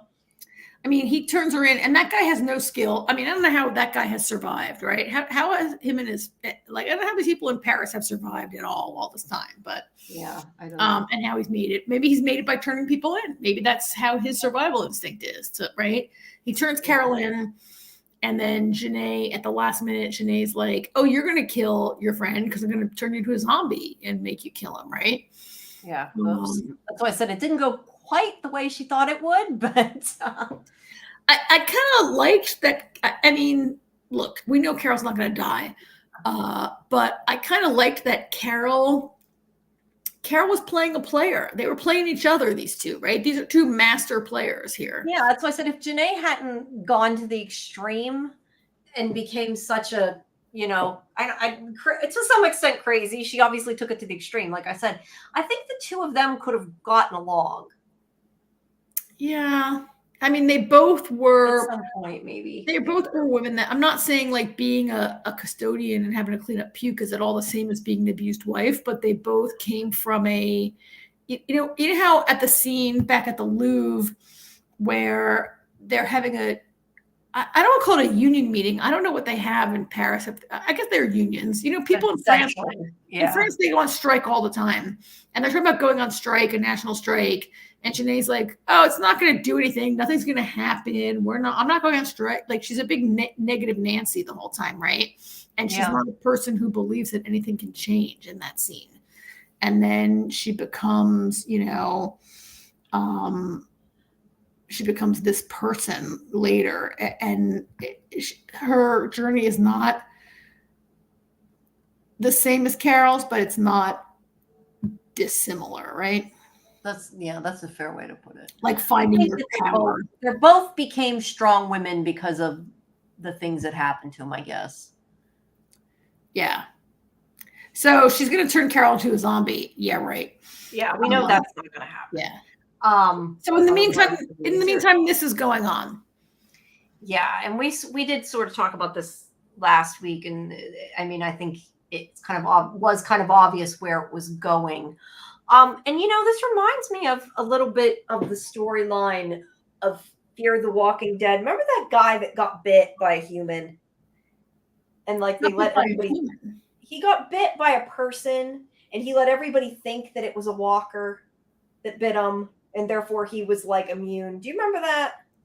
Was it the guy who was the doctor? I don't remember what he was, but it was like a story early on Fear, and I don't know, for whatever reason. That was on Fear, wasn't it? Was that Fear? Yeah, that was Fear. I think it was Fear. Yeah, I remember that. Anna Lucia or whatever was, or not Anna Lucia, wrong show. Luciana. Anyway. That must have been early. Oh, I remember. Was that at the stadium in Mexico? No. Yes. Yeah. And he became he became like a religious cult figure. Yeah. Yeah, I think he was the doctor. He wasn't a doctor? He was a doctor. I don't remember for sure. But it kind of reminds me a little bit of that story. That these people think that Laurent is like the second coming and that he can survive a walker bite. And I think up into a certain point, I don't think Laurent even quite understood what they were going to do. I mean, no, and that's why they figured it out, but they kind of, I don't want to say they hid it from him, but they didn't really explain it either, I guess, because I think that guy probably knew that he'd be like, no. So. No, I mean, I think, Losong, he has these conversations where he's like, oh, I thought Daryl, the American will never come around. Daryl, they obviously didn't, I mean, in the scene, Laurent is drugged, right? Like Losong gives him some drugs and drugs him because the only way you're going to get this kid to look like he's standing there and taking the walker bite is to drug him. Because, I mean, even no matter how much a person says, like, okay, like the kid's going to freak out, right? So he puts his Harry Potter robe on him and gives him some drugs and sends him out there to be bitten. And by that nun, no less. Sophie. So how about that storyline, huh? Yeah.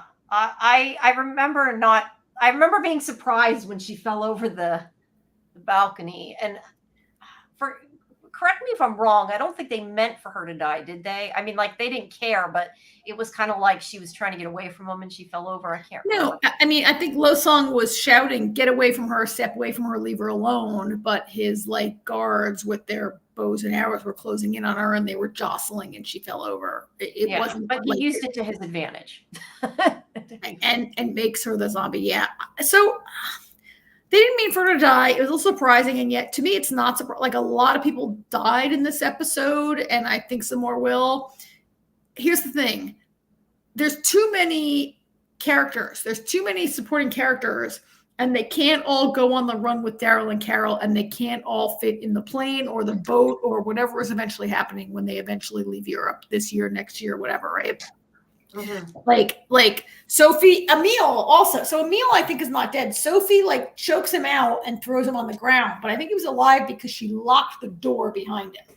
Although he could, if he's dead, he's going to be a walker. So maybe that's why she locked him. But Emil is basically out of the show now. Sophie is dead, and I saw like a winnowing away of some characters so that when they escape, they can't have like 10 people escaping with them, right? Yeah. Like I worry a little bit. So there's this big rescue scene where Daryl shows up, and Daryl and Isabel and Falou come back, and they're gonna rescue Laurent from this whole thing. It's actually kind of a great scene, I thought, right? Yeah, it is. Yeah. I think they're doing a good job of choreographing these fight scenes in these old French fortresses. Yeah, it looks really cool. I would agree with that. And so Daryl killed, what do you think he killed, like 18 or 19 people probably? Who knows? Daryl's killed so many people over time. As he like fights his way. I mean, it was kind of awesome to see him, like he fights like 5 guys, and he's got those knives, and he's like, actually, I'm standing here talking to my computer screen, and I'm like making knife movements with my hands because it was so cool. I thought it was a pretty great scene when Daryl fights through all those guys, and he's got like, he's in a fortress with all these like, he stabs a bunch of them with a pike, and then he like whips it's pretty cool how he's got all these like ancient weapons handy, and Daryl's like now a master that he knows exactly what to grab to kill which guy. It was pretty awesome. But in the end, only Falou and Laurent get away. Daryl and Isabel get captured. Right? Yeah, they're separated. They're separated. These two make it to the secret cave that we never knew about until, in a moment of exposition, Daryl's like, "Take him to our secret place. Go to our secret place, the cave." These two are not seen until nearly Daryl gets captured, and then shortly after Isabel is captured. And they are put in adjacent shower stalls and chained up.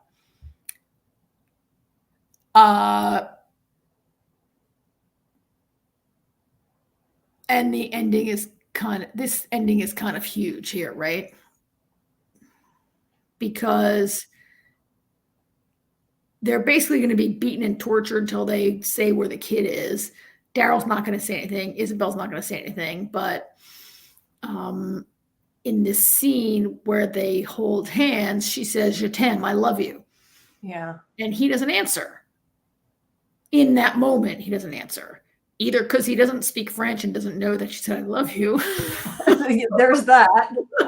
Yeah, or because he's Daryl Dixon and he can't say it. Do you think thinking about that though, do you think she said it in French so he wouldn't necessarily know what she meant? Like as a way she could say it without saying it? Or I like that, Jamie. I mean, that's definitely possible. Or did she say it in French because it just came to her? Yeah, I can't. I don't know. I mean, I know what je t'aime means, and many of us who don't speak French know je t'aime because it's a pretty common thing. Daryl didn't take French in the 8th grade. He's right. He's not like the rest of us did. Neither did I. I took Spanish, so okay. But I had a little French, we've seen a little French. Daryl is not from a background where he would have picked up random French phrases from his big brother Merle. Yeah. Or whatever his you know, not from Merle, but Daryl's a guy who maybe, you know, doesn't know. What are the 4 things I can say in French? Daryl can say one of them. I like it. I like that idea, Jamie, that she said it in French so he wouldn't know what she said. Although in this Maybe moment, she didn't think he'd say it back, so it was kind of, that's why I said I don't know. I mean, it could have been either. He doesn't say it back. I mean, do you think he had to know they're holding hands and she says something? I mean, but it also could be that he knows, but he's kind of like not for the same thing. Like she can say it without saying it, and he can pretend he doesn't really know what she means because he's not ready to say it. You know what I mean? And I don't know that that's the reason, but that's kind of the way I thought it could have been. It's hard to tell. I mean, he has asked her to come back to Ohio with him, to the Commonwealth. And they're talking about taking Laurent, the 3 of them going, and they're planning, although it's never, we don't ever see it in terms of like, we'll live together, we'll have a life, but we, like, let's get a house and a picket fence is not really the thing that we see when they talk about it, right? Right. It's always a little, do you think he's in love with her?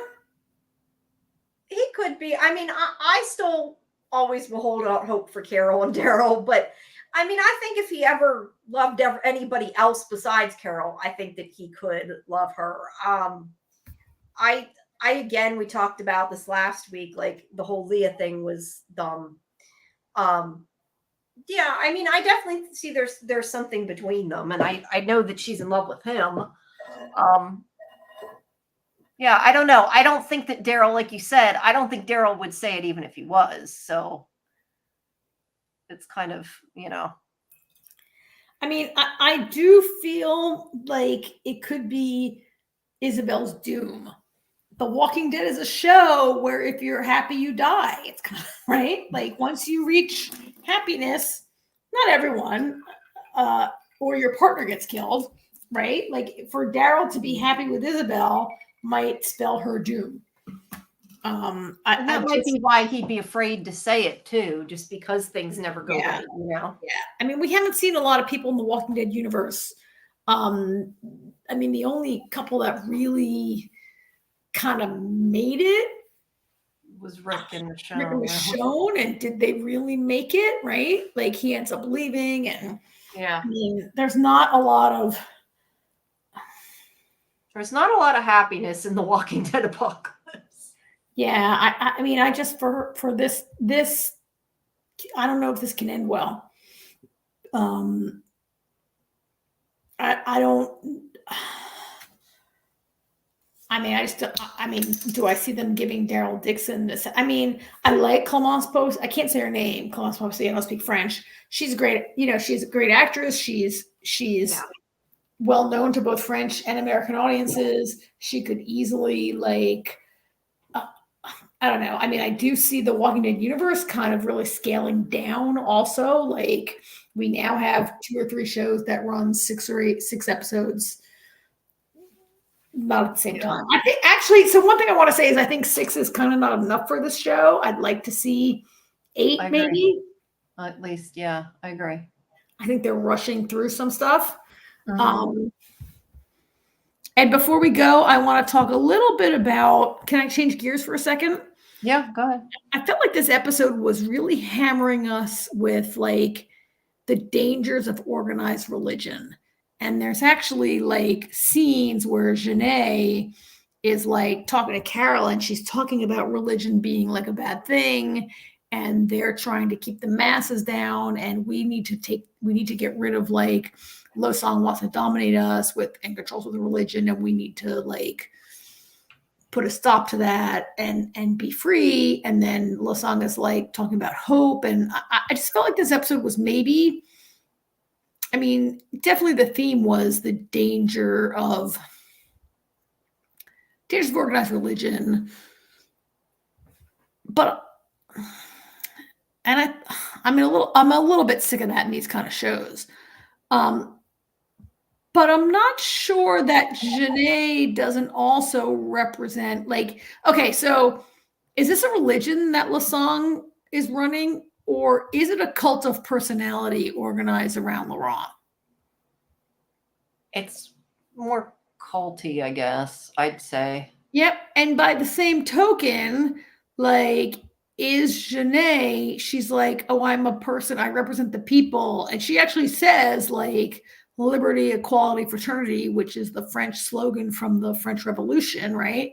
Like, she's like, but isn't she like she's like a dictator, right? Like, she also, like, are those two? I don't know. I was thinking about it a lot, and like, It's kind of, I don't know that one's, you're kind of saying like that they're sort of the opposite. Is that what you're sort of saying? Like it's like the other side of it? Same. I'm saying they're sort of the same. Oh, you're more saying they're sort of the same. Yeah, I mean, she's kind of a little bit coldy too, I guess, in that sense. I see what you mean. Well, I mean, is this really religion? Is Lasong really like, or is it just he's controlling people through like a kind of hope and belief? And Janae's against it, but isn't she, by running the Maison Mère and this house where it's like, oh yeah, you can come inside here and get food and it's great, unless I decide to use you for a zombie experiment. Yeah. Like like I felt like she also is like a strong personality offering something to people that is not all that it seems. And I just felt like her criticism of religion is she really all that different from him? I don't know. I see what you're saying. I felt like they were hitting us over the head so hard with this anti-religion thing. And I'm not sure this is an organized religion. This is just like 200 people living in one place. And Lasong is clearly a guy that he's a true believer, right? He's not even really the problem. You know that woman who works for him, who's the one who was like, "Oh yeah, let's like let's go kill Daryl." Yeah. I think that she's becoming a zealot or whatever you want to call it. She's a little too. She's very similar to that woman. You know that woman who is Janae's right hand, who was also a custodian in the you know that woman, the shorter woman who's in the Louvre. Like, they're kind of the same. I don't know. I thought like that criticism of hers was supposed to be a little ironic because they're kind of the same in these two places. Yeah, a little bit. They're kind of basically the Commonwealth in Alexandria, right? Kind of, yeah. Yeah. But yeah, I mean, it's starting to come together, but I do think, because this is what, is this the third one? This is episode 03, yeah. Yeah, so like we're already halfway through. So I definitely think they need more episodes. I think 8 would have been better. I think this is moving a little fast. I think that Janae in particular, like, she's a little too much of a cartoon character because we don't have time to get to know her. I think that Daryl's like rescue of Carol rescuing Daryl is going well too smoothly. Can you imagine, Jamie, if I was like, oh my God, I live in Virginia, but I know Jamie is missing. Let me like follow her. And I just somehow like in 2 weeks got to France and rescued you, right? Like, come on. Yeah, but that's the one thing we've always complained about, that they run into each other too easy. Yeah. That's I think one of the big flaws about the show. I mean, like I get it, but you can't go for all the way across France and happen to find one person that easy. Yeah. But I mean, go ahead. I get that they don't want to make it 20 some episodes or whatever, and I don't think they need it. I think 8 would have been better. I mean, to some extent, you have to suspend disbelief though, because the point is to get her to find him. I mean, if they dragged it on for 5 seasons, everybody'd be bitching that they didn't reunite, you know? So it's kind of like a fine line. Yeah. I mean, I do think, okay, so despite the fact, I think it is some of the best Walking Dead we've seen in a while, which is kind of saying a lot because it's completely preposterous that you can go back and forth across the Atlantic Ocean, and that, you know, when we look at people in Janae's house in Maison Mère, they're still like eating lentil stew, and they don't have food, and they're like a semi, like they have unlimited gasoline, but they have no food. and they have no technology other than like things that are easy to do. Like, oh, we have unlimited bullets and unlimited gas because that makes the story go. So I could nitpick that, and I would have, but there are so many other good. This show is got some good stuff going on, and I'm willing to overlook it. Yeah, that's fair. All right. So we've gone pretty long tonight, but I think we're done. Yeah, we have. I was gonna say the only other thing aside from this show that I was gonna mention, because I'm sure there's probably people that watch this that like it. It's not. I mean, it's a little bit sci-fi, I guess, but I did cover Outlander today, so there'll be a bunch of interviews from that coming soon. Up on SciFivision.com. Yeah. I mean, it doesn't premiere for a while, so they're not going to be instant, but it will be coming. Let's put it that way. So there's that. Yeah. Is this the last season? No. There's an 8th season. The This is show the goes second on half of forever. 7. What? This is the 8th season? No, this is the second half of 7. There's an 8th season. There's going to be I believe the 8th one is the last one, I think. But this is second half of 7. So wow. All right. Great. Love that. yeah, I don't know. Next time we'll, I guess, pick up and maybe do the whole beginning of Teacup, because there'll be 4. But at least we'll decide. But at least we'll get into it more, and that way people who don't watch on Peacock will get a chance to. Yeah, they're short episodes. It won't be that hard. And I think before our next show, I was going to say, I don't know though if you're even going to watch it, but yeah, Hysteria comes out in a couple days, but I don't know if you're going to watch that or not. But that's coming out. I'm gonna watch Hysteria.